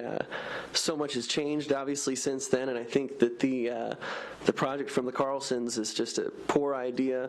As too many before me have noted, Hall Road is treacherous, it's dangerous. Anytime I have new friends coming over to see our place, it's like, oh, don't go up there. Google Maps will tell you to go up there, but please do not. There's an insanely sharp turn at the very bottom. It seems near impossible for anyone with a mid-sized sedan to kind of sneak around someone who's coming down at that moment. At the bottom of the hill, there is a car dealership who semi-frequently has 18-wheelers dropping off anywhere from 10 to 15 cars. That's not a quick process in that middle lane. It's already hard enough to kind of turn. You can turn right out there pretty easily, but if you wanted to get into downtown Bothell from Hall Road, you're going to be waiting for a while. And then if you add retail spaces, as some also had said, getting deliveries up there seems impractical. We just had our freezing ice rain where even UPS with their chains would not brave going up or down Hall Road. You know, they made the decision not to go to the 2 apartment complexes that are already in the middle of Hall Road. And if you ever drive by there, you will see cars no doubt parked out there either from employees down at the dealership or for residents who probably have 0.3 of a parking space for themselves in those apartments already. And so I just think it really doesn't make a lot of sense if you walk it, if you get out there, for the traffic it will cause. People, high schoolers, come down Hall Road and they come through those neighborhoods because everyone's going down Cougar Way. Maybe it'll save me 5 minutes. We get increased traffic throughout the day because of that already, and then you add construction to that. I don't see how that works out well. I don't see how it works out well for our neighbors who we see out riding bikes, playing in the streets, playing basketball, all sorts of stuff. I feel like that goes away when all of this comes out. And to wrap up, I'm blanking on your names right now. I apologize, but I appreciate that you are here in person showing us your face, talking about your project. I think that really matters in this day and age as well. And I'm sorry that somehow you got lumped into the Carlson project discussion. As soon as you spoke, I was like, I'm not against any of this. I'm like, what? Okay, that's 3, so please conclude. Thank you. Thank you, and thank you for clarifying that these can exist separately and we could support one without the other. Thank you for your comments. Next up. Hi, my name is Corey McDonald. I'm a West Hill resident. I did some research, and in 1953, Hall Road and 92nd Avenue existed already, and they serviced just 30 homes in total. Today, with the addition of the proposed Carlson complex, those same unchanged roads, 16 feet wide, Hall Road is 16 feet wide narrow at its narrowest, and 92nd is 20 feet wide. Those same roads will service a total of 741 dwelling units. By Bothell code, these roads only classify as alleys, and they have a maximum service capacity of 40 units. Bothell Standards Section 3-1 states, transportation and pedestrian system improvements or reconstruction will be required as a condition of development when existing roadway conditions are not to current standards and therefore not adequate for increased proposed use. This has been ignored for decades. How else have we gotten to this situation? Per this requirement, the inadequate infrastructure of the West Hill neighborhood must be updated to service the additional dwelling units as proposed by Carlson 182. For adequate service, Hall Road, Northeast 175th Street, and 92nd Avenue Northeast must all be fully rebuilt to be minor arterial roads. Next, I'd also like to talk about the idea that Carlson 182 is affordable housing. These micro apartments are 200 square feet and will rent for $1,125 per month without parking. You have to pay more for the parking. That's $5.43 per square foot per month, making it by far the most expensive in the nation. It's double the average rent per square foot in San Francisco. Let's do an exercise. Everybody think of where you live. How many square feet is it? Okay? Multiply that by 5. Would you pay that per month for where you live?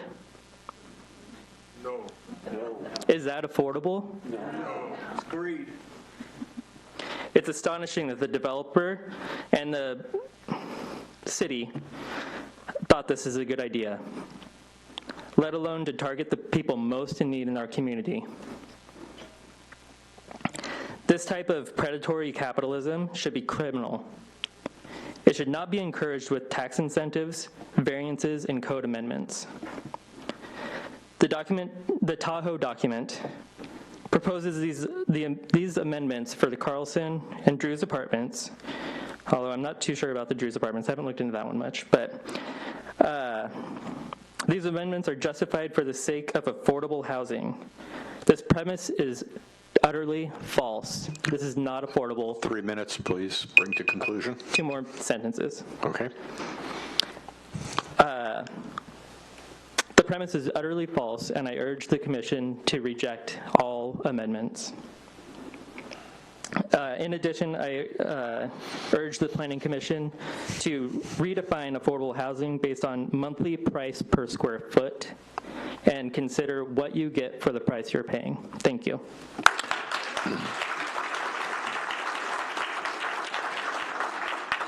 Thank you for those comments. Next up.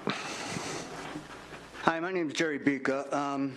I live directly on the corner of 175th and 94th Avenue Northeast, which is directly in back of Gowan and Nuala Collins at 17509 95th Avenue.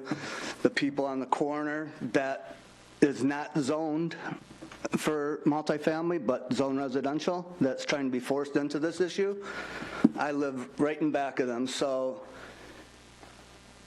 I don't know how many of you've been up in this neighborhood, and these people have spoke so eloquently of what that neighborhood's like up there. I mean, I've lived there for over 20 years, and it's the most unique, tranquil neighborhood. It's like its own little city up on that hill. And my scenario to you, if you haven't been up there, I would urge you to go up there. It would be just like dropping an entire city right in the middle of your backyard. An entire city right in the middle of your backyard. A lot of these issues have been addressed. Parking, stuff like that. There's literally no parking. So our streets would be turned into parking lots, okay? There's a lot of people talked about Hall Road. One thing that wasn't brought up, that Mr. Boyd and I took a walk down Hall Road today, that no one even mentioned, is that Hall Road can't be widened because there's a cliff. It's a bank there, and the guardrails is already eroding. The guardrails are all leaning already. They're ready to fall over, so there's nowhere to go with the road. Even if you wanted to. And I think, with due respect to the Carlson and the Drew project, as far as their interest in the neighborhood, I don't think they got an interest in our neighborhood. They don't live in our neighborhood. I think what they're trying to do is a greed play here, trying to get you guys to amend all these codes and zones so they can put this monstrosity there and justify it by calling it affordable housing. It's not going to be affordable housing, as this gentleman just stated. I mean, we got to examine the facts here.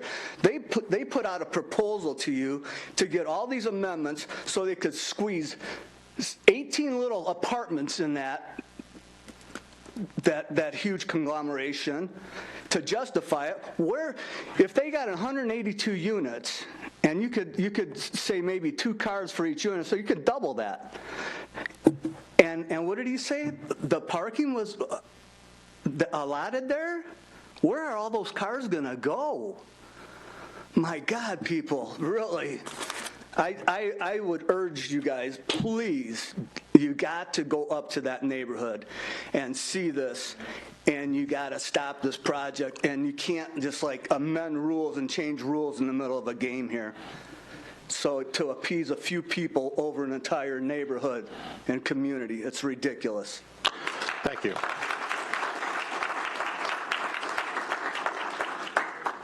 Hey there, my name is Matthew Sadowski. I've been a Bothell resident for about 2 years. It's great to see all of these residents of Bothell. This is fantastic to come to a city meeting like this and see all those folks. And to the commissioners, thank you so much for having us. Also, thank you for asking your questions. Never apologize for the time you're taking with questions. It is your job to ask those questions, so keep it up. This one specifically on the Drews proposal, I want to make you guys make sure that you know, thank you for showing up. It's great to see your faces. Hopefully Carlson decides to do that too soon. I'm compassionate for the underserved population and those that are marginalized and those that need affordable housing. I'm also for increasing population density to drive a thriving Bothell community. So with that said, I'd like to hear about a minimum percentage of units committed for intellectually and developmentally disabled, as well as requirements to keep those over time. So if we do build this building in Thorskin 96th, I'd like to know how many of what percentage of that building will be for IDD folks over time and how that's going to be kept. A traffic study, that's got to be completed. Thorskin 96 is not easy to get around in a car. I live right there. I didn't get the notice 500 feet. I think a couple others said that as well. I didn't get the notice either. There's already people that park on the sidewalk just to pick up their kids from daycare. It's wild. In the middle of the day, kids running across the street, parents parking their Mercedes right there on the sidewalk. So I want you guys to know that that has to be part of the traffic study. Geotechnical study, that must be completed. It has to.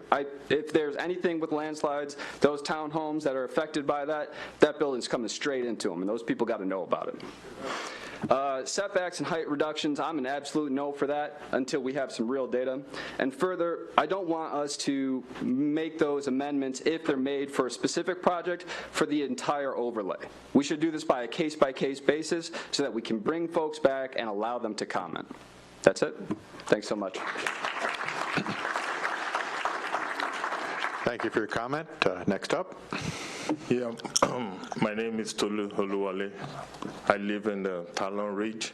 I've been a Seattle resident for 20 years, and then I moved to Bothell about 3 years ago. We don't change the rules in the middle of the game. That is what the city and the city commissioner is trying to do. We cannot fix 182 units in that small unit. If I've paid for a house next to an apartment, I will know I paid for a house next to an apartment before I put my money on it. You cannot change that on us. We've paid for those units, for those houses, and now you want to put an apartment in it. I'm compassionate about affordable housing, but that is not affordable housing. The question was asked about cars, and the commissioner's response was, per city code is 1 unit per 1 car per 1 parking lot per a car. You don't want to change that, but you want to change the rules to increase the density of that location. So if you're going to change the rules, let's change the whole thing. You cannot just pick and choose what you're going to change. So I oppose the housing unit development. Thank you. Yeah. Thank you for that comment. Next up. Hello, my name's Teresa Moynihan. I live on 175th and 94th across from Gary, Sherry. We moved there about a year and a half ago from Mill Creek, and it's the friendliest neighborhood I've lived in my entire life. When I got the card in the mail, I looked at the little, crosshatched thing, and I see the Drews on one side and the Carlsons on the other side. It makes sense, right? It's a long line, add one, add one. It's completely different. I walk Hall Road every single day because my doctor said to get in shape. So I walk down, I walk through the trails, walk through McMenamins, walk up the hill, walk past the high school every single day. When I first moved here, I was walking up Hall Road and had to stop like every 5 steps. And I said to my granddaughter, who's 12, hey, let's look at this flower. Couple more steps. Look, there's another thing to look at. She said, Grandma, I know what you're doing. You're taking a break. The reason that it's, they say it's walkable to transit. It's not walkable.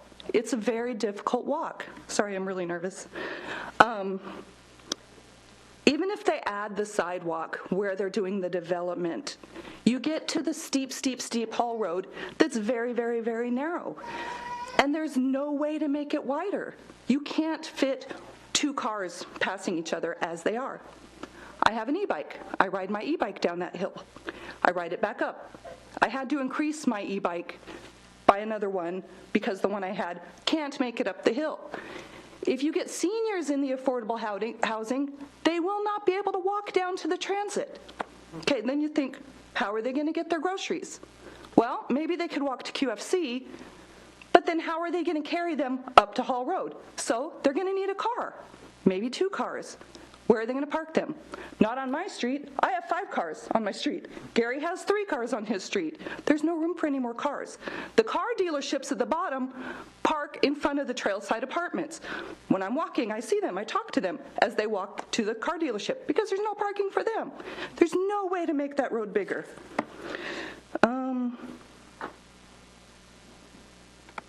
I guess that's all I have. Don't do it. Oh, the Drews Project. Love the idea of it. Makes sense. My son will probably move in there someday. I say it's pretty good. But the Carlson, it doesn't make sense. Doesn't work for where we are. So that's all I got. All right, thank you.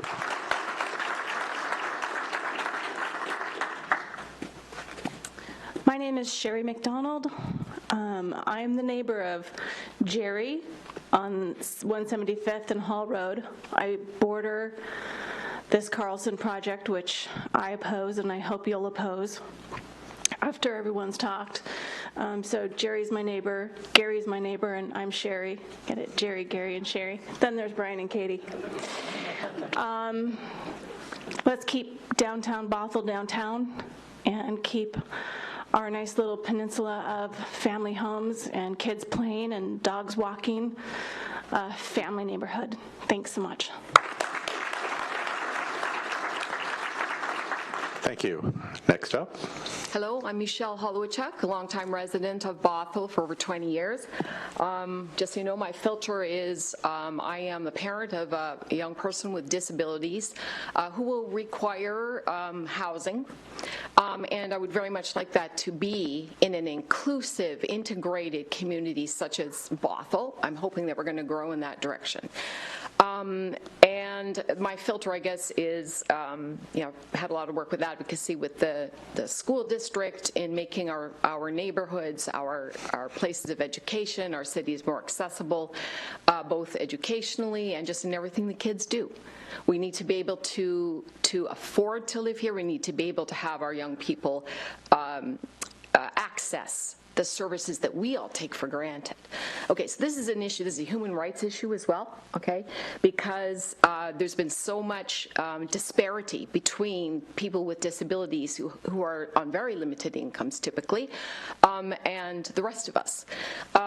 So when I hear, when I hear about housing being affordable and this arch group, can you explain to me what this arch group is? Maybe we can get back to that in a second.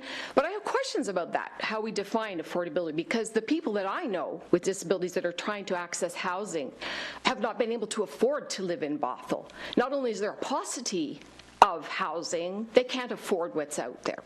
And when we speak to the number of units, I think that's a key issue we need to look at. I don't want to hear Carlson tossing these numbers around through some arch committee, we get 10 units, 18 units. There are, if we are graduating, okay, North Shore School District has about 15% of its young people on individual education plans. That's reflective of our community, people living with disabilities, right? And so I want to see at least 15% of every housing unit that goes up that has accessible and affordable housing units for people with disabilities. That seems reasonable to me. Then we talk about, when I look at the Drew family, they are trustworthy in terms of getting us to that space where we can have that. When they say we're going to have affordable units here and we're going to put people with disabilities in them, I believe that. I know this family, and I know that they can make that happen. I'm not against higher density housing, and for people who spoke to that issue, I think you need to think about that. I'm thinking about you, sir, in the green shirt, because we need to have, as we grow as a community, we're making babies. If we want to have a lesser impact and protect our green spaces, we have to go denser. We can't afford to have these sprawling urban areas with, 5-bedroom homes on huge lands. That's for privilege, and that's going to be, we're going to have to look as a community and put that behind us more. So I don't object to having apartment buildings and higher density living situations, but we need to do it responsibly and not with broad spectrum, setbacks and all these things. I'll let you guys sort out those details. That's 3 minutes. Please bring to conclusion. Sure. Thank you. I'm just going to say our communities are richer and stronger when they are diverse, when they include people with disabilities. We have a responsibility as a community to make this housing happen, the Drew housing unit happen. And I think it's a good project. Thank you. Thank you. Next up. Good evening. My name is Jeff Erickson. Just making some comments on the Carlson proposal. One of the things I heard Mr. Carlson say earlier tonight was that Bothell was putting a development plan in motion that was set a decade ago. One of the things in that initial plan 10 years ago, and I'll quote from the land use document, was preserve the character of established neighborhoods and protect such neighborhoods from intrusion by incompatible uses. Infill development in established neighborhoods should be sensitive to and incorporate to the maximum extent possible those features which impart to each neighborhood a unique identity and a sense of coherence. So I think Bothell had a vision a decade ago. We defined zoning, we defined density for a reason. There was a lot of thought that went into it. To vary from that does not make sense for this project.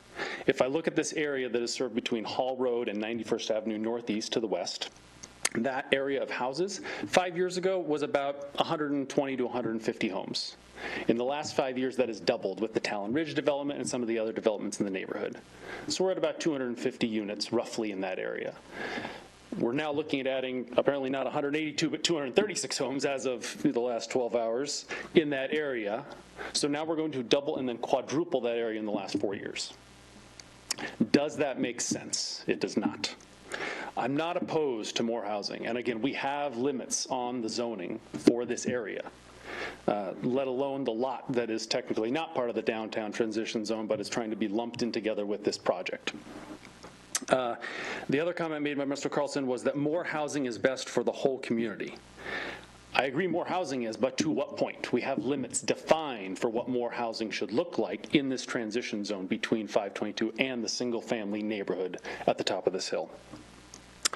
As you can see, maybe half of those 120 original residents are here tonight. You've seen many residents who've lived here a long time. I've been here for about 9 years now. You've got many residents who plan to stay here, such as myself, for a lifetime. People are now seeing this proposal and are scared. They're looking at this and seeing this high density and retail in their backyard, and they're suddenly considering, maybe I should move. This is not what I signed up for.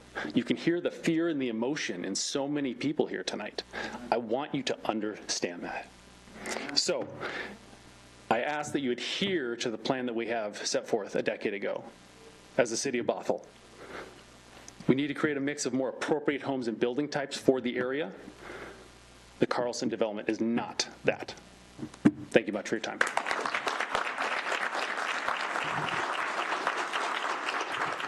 Thank you for that comment. Anyone else in the audience interested in speaking? Deputy Director Winchell, anyone in the Zoom looking? So anyone on Zoom, if you'd like to raise your hand, I can give you permission to speak. The first hand I see raised is Dave Domholt. I'll bring you into the room so that you can speak to the commission.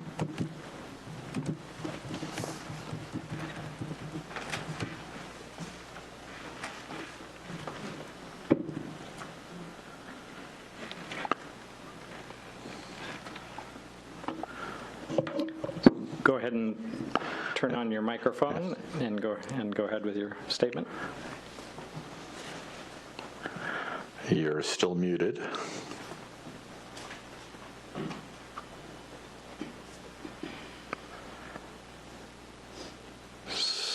Mr. Domholt, we are not, oh, here you go, you're off mute. There you go. My name is Dave Domholt. I've been a resident of West Hill for well over 35 years. I've raised my family there.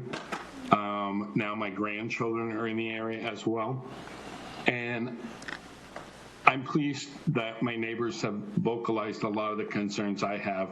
I specifically speak against the Carlson project, and I ask that on your letterhead, on your PowerPoint tonight, you referenced ethics, service, safety, innovation, and teamwork. And this project, to me, doesn't serve any of those. It doesn't serve what the Charter of Bothell was established by, and it doesn't support single-family housing in the area as it is. My neighbors have spoke to traffic, Hall Road congestion, overflow parking that's currently on Hall Road because of lack of parking at the apartments. Hall Road was established as a goat trail. It is not a road. 175th narrows to one lane, so overflow on 175th is impractical. And the one thing that has not been vocalized tonight is there is a new development off of 175th at 93rd that is being put in, and that will add additional congestion to the community as well.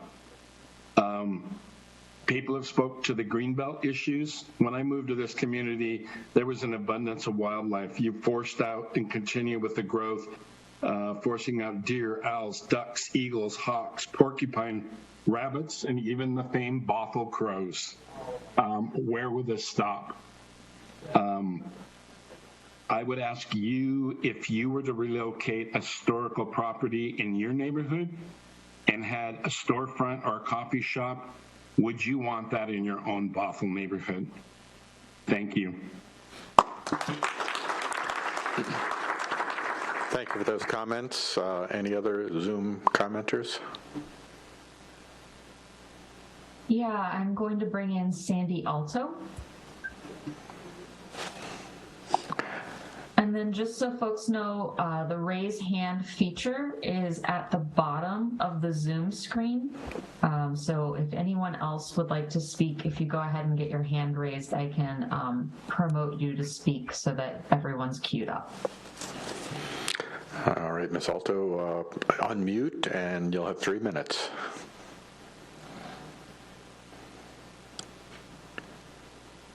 Hi, can you hear me? Yes, we can. Thank you. Hi, okay. First, my name is Sandy Alto. I live at 19012 90th Place Northeast. So I do not live adjacent to the Carlson project. But I do speak for many of the residents that live on West Hill to the lack of capacity planning regarding the roads around West Hill in general and leading in and out of the Carlson project. Again, we have asked that the Planning Commission comes up, and we are asking the City Council to come up, walk along those roads and consider not just the cars for the apartments, but the cars also that will be delivering food and so on to those apartments that we now have learned tonight are being requested to 236 units. So I want to let you know that this is a West Hill sub-area wide concern. It is not just about the end of the block. We are concerned about capacity planning across the area regarding school attendance, emergency vehicle access, what this means in regards to public safety requirements and staffing. And, sorry, what was the last thing you wanted to say? I didn't hear you. Sorry, we're having a conversation. He would not be able to afford the house. And lastly, one term that has been thrown around a lot that I find very offensive is to call this housing. So this is rentals, of which the bulk of them are quite expensive. This does not lead to home ownership. This doesn't lead to equity. And I don't think it's great for the community, period. Because it doesn't give any fair access for anyone to build equity. I don't think anyone would be would object to something that really aligned to the promise of middle housing. And at this point, we have to wonder if that promise is really just a false statement to build giant apartments that aren't houses and put people at risk for never, ever being able to own their own space. That's it. Thank you. All right, thank you for your comment. Do we have one more? Yes, Josh Albright is our next speaker who raised their hand. All right, Mr. Albright, unmute yourself, and you have 3 minutes. Thank you very much. Can you all hear me just fine? Yes, we can. Thank you. Very good. Thank you for the opportunity to speak. I will be brief, so I'll be able to get back some of those 3 minutes. Many folks before me have spoken with great eloquence about the impact these projects will be having on their respective communities. I do not live immediately adjacent to either of these projects, but I do have a very, very strong opinion on both. And the reason for that is rooted in the requests those projects are bringing to the Commission around variances and or flat changes to the code requirements. That's what I vehemently oppose here. I believe very firmly that we will need to seek higher density housing as we advance. There's no question of that. I believe that's a necessary part of our community and all communities. The manner in which we do that is of critical importance as well. To support these projects as affordable housing and tug on the heartstrings and put focus on a maybe a political hot topic is frankly inappropriate here. Others have done a much better job than me of pointing out how false that statement really is. These are not affordable units. They're simply not. What we're left with then is, well, what other motivation do we have to do these projects? High density housing? Great. Let's do that in a zone that doesn't negatively impact other communities. Because just as important as some of our community groups are, the existing single-family home owners are also an important and vital part of our community and should be looked after just as much as anyone else should. For those of us who own property here, and especially those who own property along transition areas, we're deeply and dramatically affected if these changes are put into place. My request of this commission is to reject any variances, any amendments to the very well-established codes that we already have in place in this city to ensure good cohabitation between single-family residents and multifamily residents.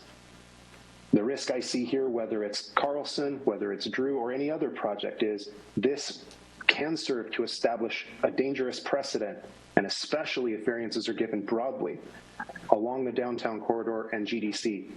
That's going to affect many other lots. What will developers think then? Well, I guess everything's fair game along the transition zone then. I guess we can build massive mega block structures along every single family home. That's not a precedent that I believe the city should make, and I would urge you to take great caution in considering these proposals. And I would urge you to reject any amendment to the existing code that protects homeowners. Thank you all for your time.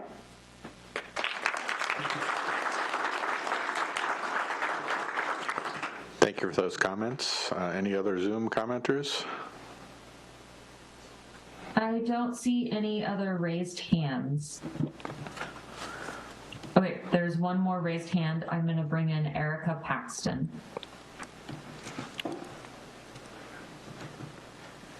And again, if anyone else wishes to speak, if you raise your hand now, I can go ahead and promote you to a panelist so that you can speak after Erica. Hi. All right, you have, yes, we can hear you. You have 3 minutes. Okay, perfect. I'm not quite prepared. I just jumped on here, but I am currently the resident at 17506 95th Avenue Northeast. I have been living here for going on 3 years now, and just the thought of having this high density housing so close to Hall Road, which is an incredible safety hazard in and of itself, the way that it is right now is pretty appalling. I've had to call the police on multiple occasions where the parking for the apartment complex down the street was under construction and people park along that corridor, and you're basically on a one-way with a blind curve that's straight up a hill in the dark of night, and it becomes an incredibly dangerous situation, especially with trees hanging over. And so that is a huge concern, the flow of traffic through the neighborhood and how that will impact people getting to work, people getting in and out. Like, we don't have the space to bring in any more traffic or people. I don't know if there's some sort of plan to address Hall Road, if this is all going to pass, but I see that as a major problem. Other problems are, I mean, this might not be important to others, but this is a really important wildlife belt. We have a lot of deer and other wildlife that kind of transition through here, so that's going to be displacing them from their habitats. So, you know, those are just things to think about, and these could have been points that were already brought up, but I just wanted to make sure that that was, my voice was heard too. Of course, it would have an incredible impact on me as well as a resident, because I would be displaced from my home. And I am what I think is an important member of the community as well.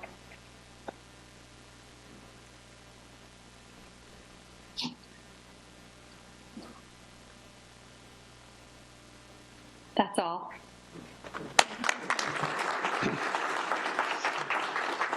Thank you for your comment. Do we have another? I see another name came up. Yes, I promoted a Yazoo to speak. All right, you've got 3 minutes. Can you hear me? Yes, we can.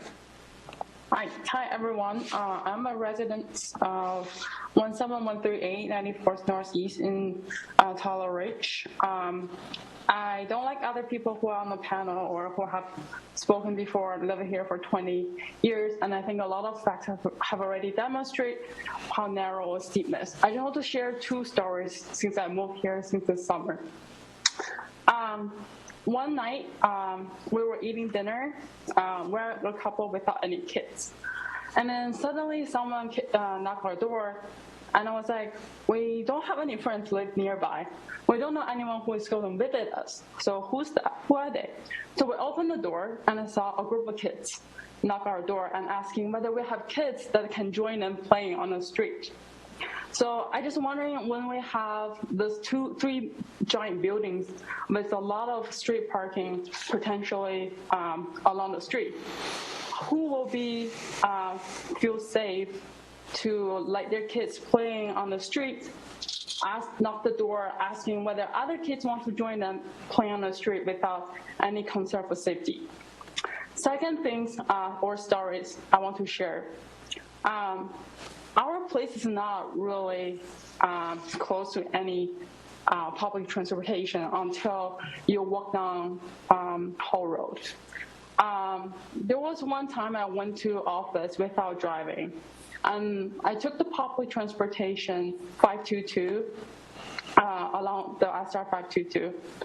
And when I got back home, it was already dark. So I had to walk myself up along Hall Road, because that's the closest path I can take as a pedestrian. It was dark, steep, narrow, without any sidewalks. And I feel scared as an adult female. I don't know, when we have more traffic there, how dangerous that will be for pedestrians to walk over on that steepest hall without any public lights. There's a lot of facts that people have already emphasized how steep and narrow it is, so I don't want to repeat that again. I just want to share these 2 stories. Imagine yourself as a parent. Would you like your kids playing on the street without any concern of safety? If you double the number of residents living in that neighborhood. Imagine yourself going back home without any lights on the street on that steepest road. Would you feel safe? That's all I want to share. Please consider the safety of current residents and the future residents if this rezoning code going to pass.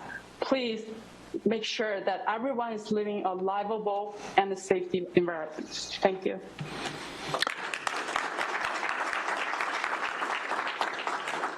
Thank you for those comments. Any other Zoom commenters? There are no hands raised. All right. A final look around the room, see if anyone else wants to make a comment who has not already. Yes, please come to the podium, state your name and which proposal, if one of them you're focusing on. Hi. Is it on? You turn it off. When the red light's on, it's on. I'm referring to the Carlson proposal. My name's Haley Reed, and I grew up in Bothell. I always knew I wanted to, raise my kids here, and I've worked really hard to get back to Bothell, and we live right on 95th, and as many have said, it's just such a wonderful space, and the animals are active and vibrant, and our kids play outside, and Mullen lives down the street, and I just envision my daughter running down to Mullen's house, and I'm just scared with so many cars and just the change in the area. We've already looked at new housing situations, and so I'm not here speaking technically, but just from an emotional heart standpoint of wanting to stay in Bothell and raise my child. She learned to ride her bike on 95th, and we're really nervous about the parking overflow. People have cars, and that would directly affect our road there and the safety and everything. So, sorry, I didn't plan on coming up, but I just had an emotional outburst. So thank you very much, and thank you for your time.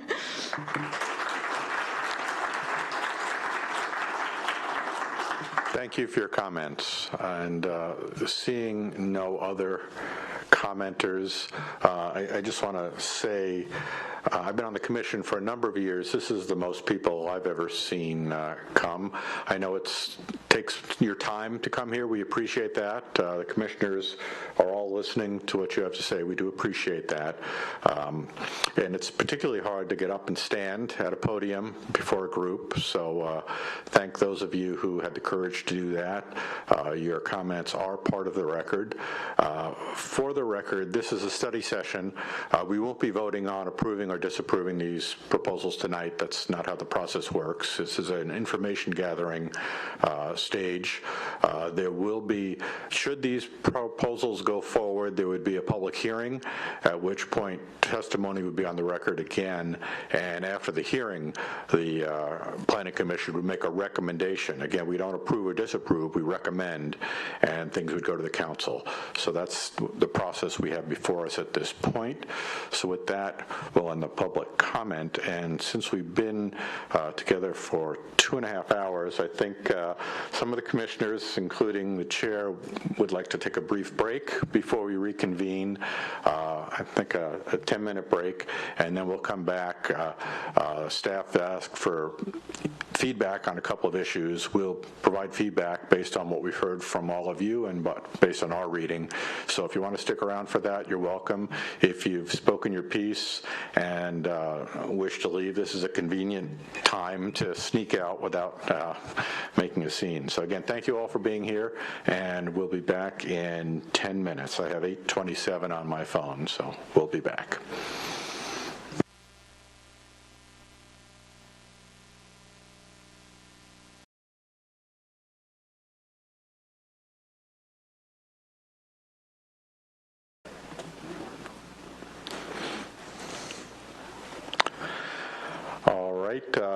We are back on. This is the Bothell Planning Commission, January 4th meeting.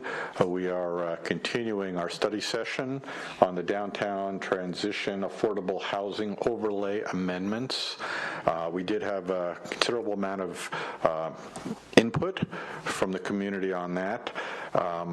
One of the questions which has been raised, and I'll kind of direct this to my fellow commissioners here, is whether we feel we should extend the study session, and that would happen again next, the first meeting in February 4th, I believe, or if you think you have enough information to wrap it up now. And Dave does have a number of issues he wants excuse me, feedback on, and given our hour, we want to consider that.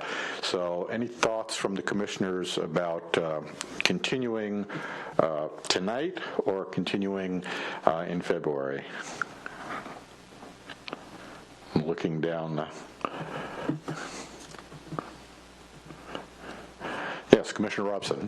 Thank you. I would like to get some feedback regarding, just to get more information from regarding the numbers on what constitutes affordable housing and from Arch. And then we had talked a little bit more about how they plan the frontage improvements in the road right there. They were going to give us some more information. Do I have that right, Senior Planner?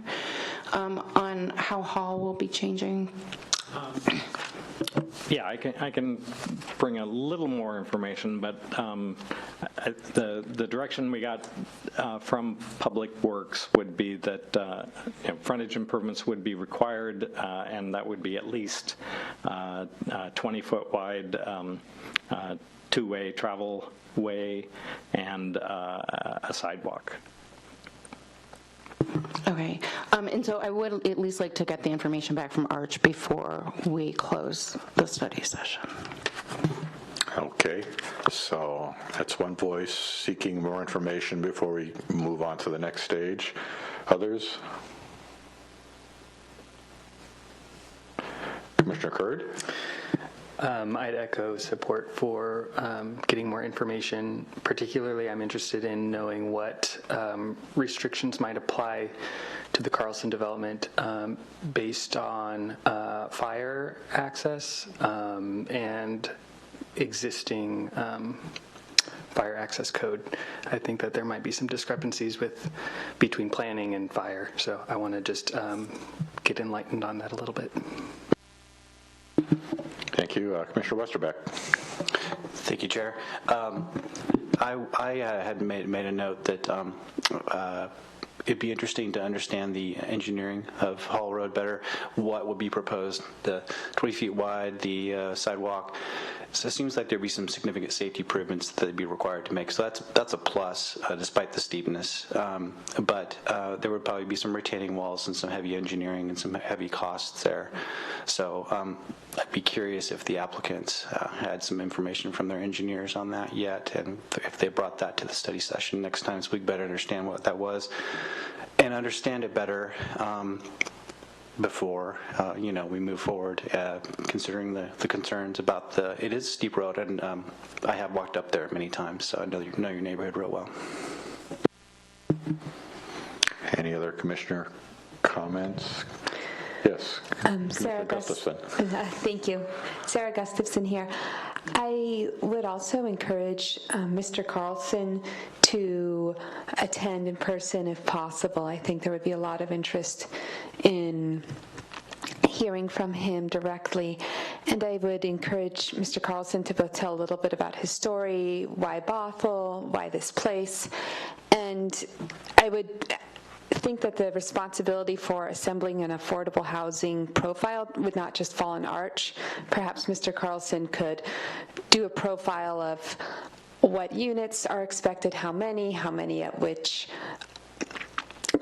price per month, and that would help us kind of understand better which are the affordable units that are micro apartments, which are the affordable units that are mandatory and might be family sized. So those would be recommendations if possible. Thank you so much. Other commissioners? I think we've heard from a majority of the commission an interest in continuing the study session and getting some more information. Hall Road clearly is a challenge. While I can't say I've walked it, I did drive it more than once as this has been on our agenda, and it is a challenge. That's probably an understatement. And I'm a civil engineer, so I've worked on roads. So, Dave, is there anything you'd like from us tonight, given that we are talking about continuing the study session? I guess if Commission is interested in weighing in on some of the questions that I raised in the presentation, I'm prepared to do that, or we can defer that discussion to the continued study session if you prefer. Do you have them consolidated so we can take a quick look? Somewhat, yeah. All right. Why don't you pull that up for us to look at? And while you're doing that, a question was asked about ARCH. ARCH is a regional consortium for housing, ARCH, and they work in a number of jurisdictions within this region, assisting cities in planning affordable housing, meeting the affordable housing need. They don't build houses, I don't think, right? That's correct. They work with affordable housing developers but they don't develop themselves. So it's an information resource as much as anything. All right. So your first question, you asked for feedback on, went to retaining wall regulations. Commissioners, yes. Commissioner Robson. Can I just ask just a quick clarifying question before we get down into the details from you, Senior Planner? Can you bring up this diagram? Do you know the one I'm talking about? It's on page 6 over there. Yeah. Yeah. The map there. The map, yeah. Oops. There. Okay, so now I know that the orange is, we're looking at amending. Can you tell me, highlighted down here in yellow is a white area. Can you help me understand what the difference is between, I understand that the whole highlighted area is the property. What's the difference in zoning between the orange and black and the white square? The white square, yeah, with faint yellow. Oh, does that have, is that white and yellow? Okay. Yeah, that was the intent. That's the parcel that they are proposing or have applied to rezone. Okay. On transition. So they own the whole thing that's highlighted in yellow, is that correct? No, Mr. Carlson owns the large parcel to the north, and he has, we have received communication from the owners of the other two parcels that they are willing to be considered in these code amendments. Okay. White is residential. Yeah, the rezoned parcel is currently zoned R8400. Right, and that's the parcel. Forgive me. So we're talking.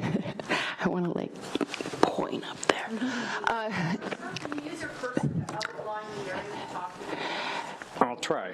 The residential that they're trying to zone to get this whole project. This is not an interactive. Yeah, please. This is. That's your senior planner talk. And the commissioners don't have access to the pointer on the screen, yeah. So we're talking about this parcel here that's currently zoned R8400. Right. Is proposed to be rezoned downtown transition. Right, okay, and so, and just to the north of that is not the Carlson, is that also part of the Carlson? That is the parcel that Brad Carlson owns. Okay. And that's the parcel that the historic, the house that's eligible for the historic register, the known as the Glenwood Castle, is on. And that's the house that they're proposing to move onto the parcel to the south. Right, okay. So does Carlson owns those, like essentially the two squares on the bottom and the trapezoid.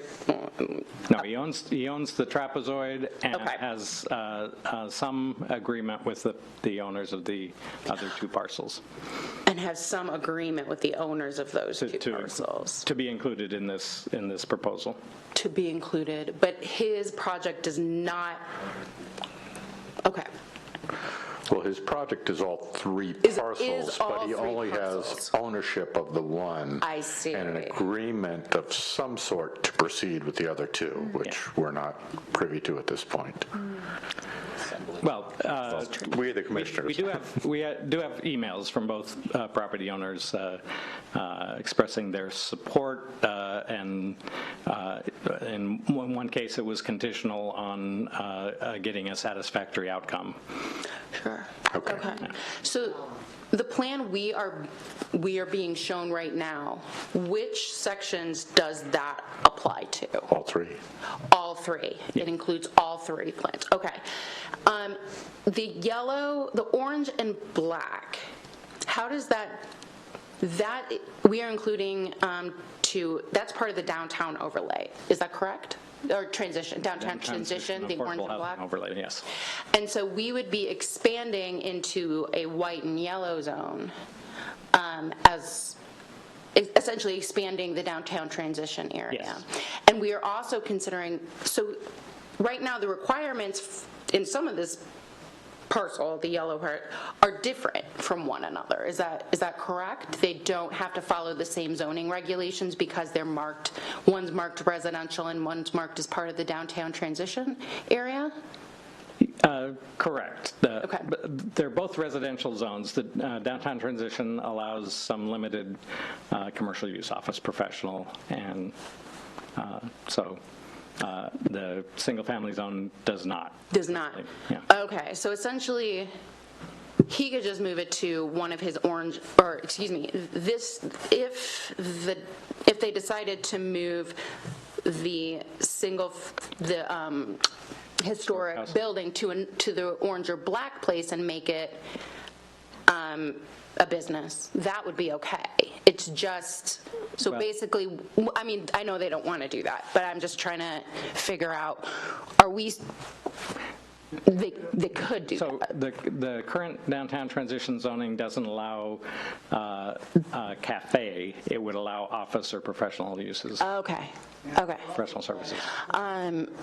So, and what's the difference in height? If everything stays the same, we make no changes, will they be allowed to have higher buildings in their orange and black areas as long as they maintain single-family residences in the front square section?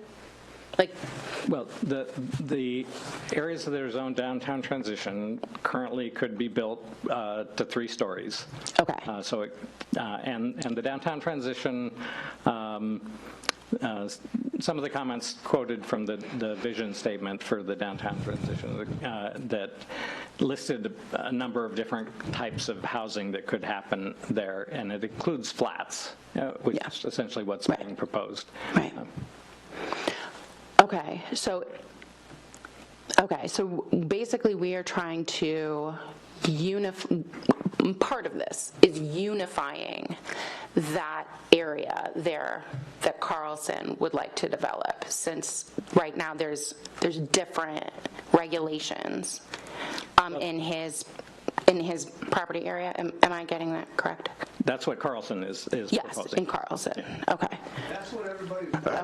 I would ask the audience to please refrain from commenting at this point. We did accept public comment for a considerable amount of time. We accepted written comment. This is not the time for that. This is the time for the commission to interact. We have discussed having a second study session, which would operate under the same rules, where we would welcome 3-minute feedback from individuals at that point. But we've concluded the public comment section of this agenda item, and I'd ask you to respect that. And we do appreciate the comments you've given us. Thank you. Thank you, Senior Planner. Other commissioner questions?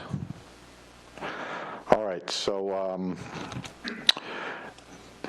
Dave, let's go back to your questions.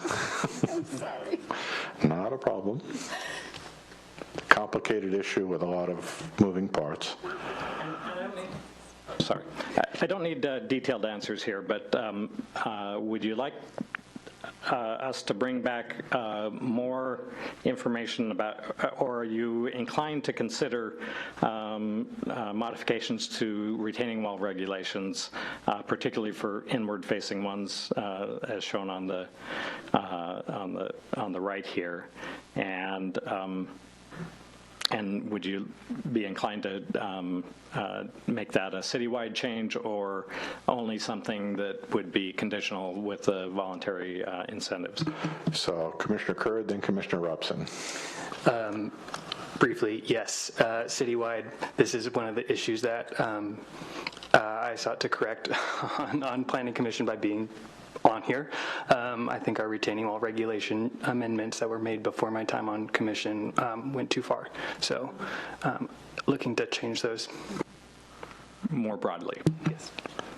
Commissioner Robson, did you want to add to that? Yes, I would also support that. Commissioner Westerbeck? Someone who works in the built environment, I concur with Commissioner Curd for those same reasons. Inward-facing and citywide would be my recommendation as well. Commissioner Gustafson? I also agree, and I do think it was interesting that to be safe, sometimes we need to change those regulations to add for more flexibility for the interior wall. Commissioner Jones? I would note that I also agree. I think the flexibility is important for the different types of projects. And I would concur with my fellow commissioners. I think inward-facing walls are different from outward-facing walls.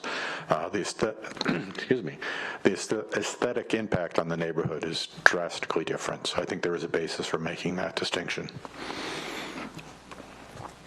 Okay, and I take that sounds like using the public interest exception wouldn't be the preferred option, to just look at revising the standard for inward-facing walls, at least. I see concurrence among the commissioners. Thank you. What is the feeling about modifying the special setbacks, both the in DT, 25-foot setback from residential-only zones and the upper-level setback? Should that be done for all the transition zones, or only considered in conjunction with voluntary incentives? Commissioners? Commissioner Westerbeck. I have weighed in on this before when we would discuss the overlay to the north of downtown. I do think the 65-foot minimum offset is excessive. If you look at a view as we have in the packet, if you're looking up from a single-family home or even like a 3-story apartment or something, it could probably be something like 25 feet, and you still wouldn't see that top floor. So I don't know how it ended up being 65. That was before my time in the Planning Commission, but it's way back if you look at a diagram and draw a picture. And I have to do this in my work sometimes, and so I can understand a setback at that 4th floor, but because houses can be 3 stories, and it's not much different than a 3-story house with a roof on it, and they would be almost the same height, especially a lot of new houses, and they basically just go back at 30, 45, 60 degrees, something like that. So just to ask multifamily to set back even more, it sort of discriminates against a housing type that we desperately need. So. Other commissioners? I see nodding heads. Commissioner Curd? Thank you. I would concur, and I'd be interested in exploring doing further reductions with voluntary incentives, but I do agree that the 65-foot seems arbitrary and excessive.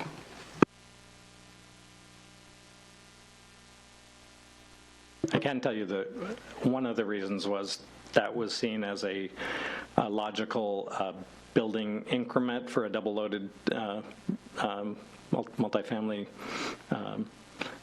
block of buildings. but we can certainly bring back some analysis and options on that. Okay, I don't see any other.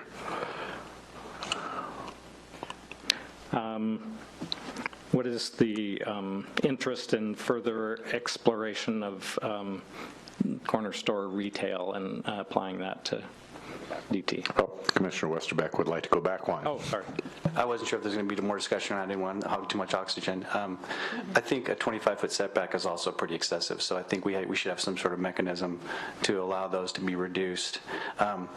We have a history ever since the post-war of just using land in a basically a wasteful way, and we really need to be thinking harder about how we use precious land. It's extremely expensive now to buy land around here or to use it, and so we really have to be conscious of how we use it. And 25 feet back it's a lot. I mean, 15 is still quite a bit. A lot of the places we all vacation, whether America or other countries, the places people fall in love with, the buildings come right up to the property edge. People are enchanted by those. They pay a lot of money to go to those places. So I think we could be a little less scared of that. So I would be proposed. 15 is plenty. 25 is a lot. It's very suburban, and it's in the spirit of we have land to waste, and we don't have land to waste anymore. So I just wanted to say that. Other commissioners? All right. Next item.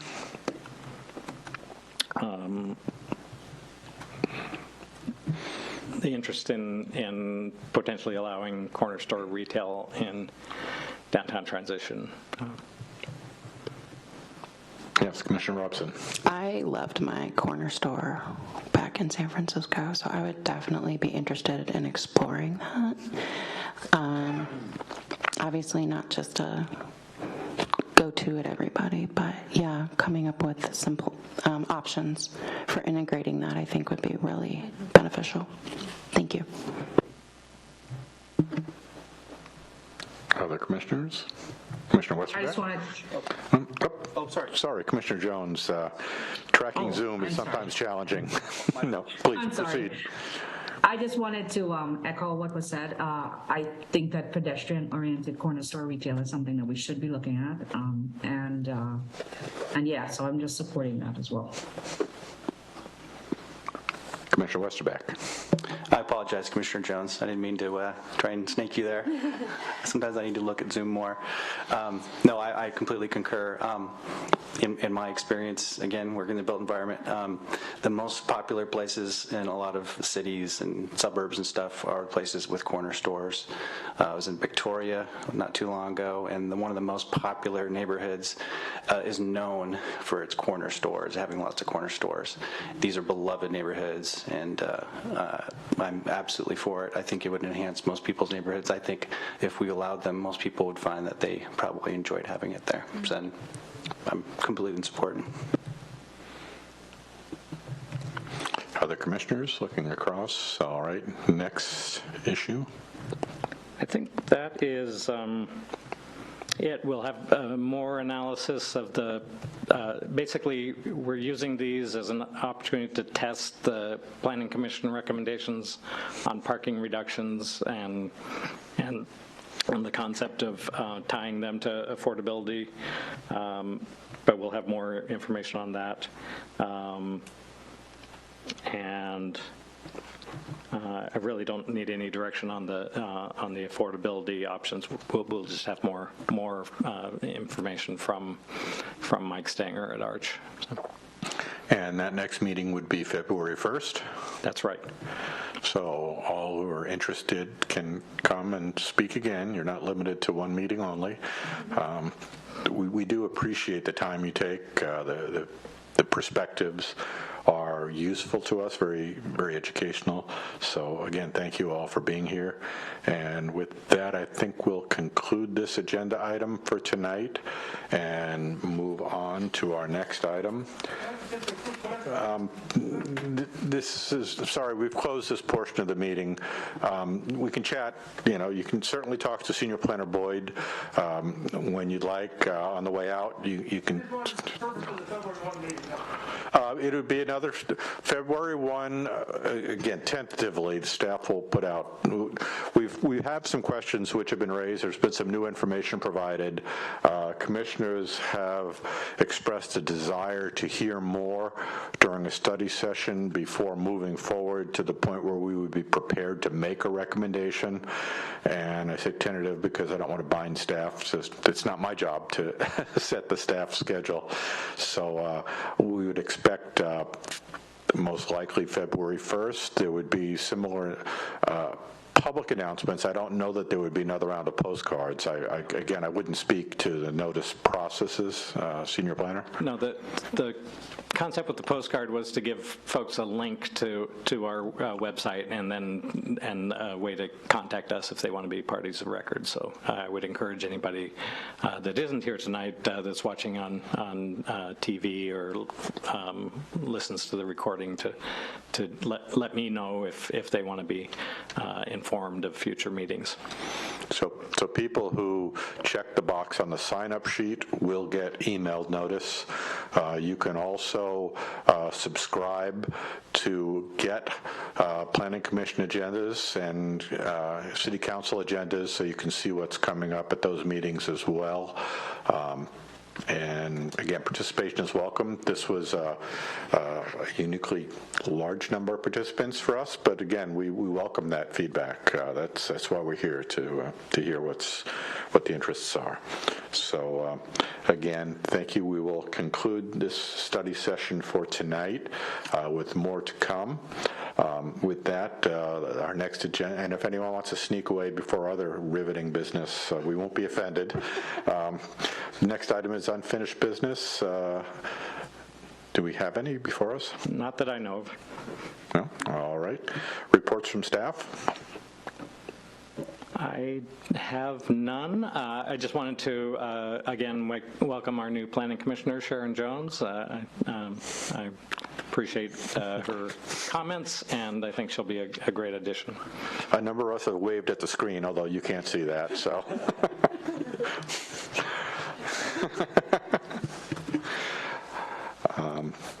All right, reports. So that was your reports from staff? Yeah.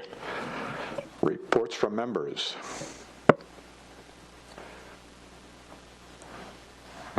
Nothing. All right. Items to report to council. It's not sort of in that vein, but council will be starting their first study session on the middle housing January 17th. We did approve a letter regarding that, so Commissioner Robson has graciously agreed to read that into the record, representing an opinion that the commission voted on. I will also attend that first study session, and they may ask for feedback from us. If there are any pressing issues you want to have voiced, please let me know. And of course, you're all always welcome to attend as well if you want another meeting on your schedule. But seeing no other items to report to council, I'll ask, is there a motion to adjourn? Commissioner Curd. I move to adjourn tonight's meeting. Second?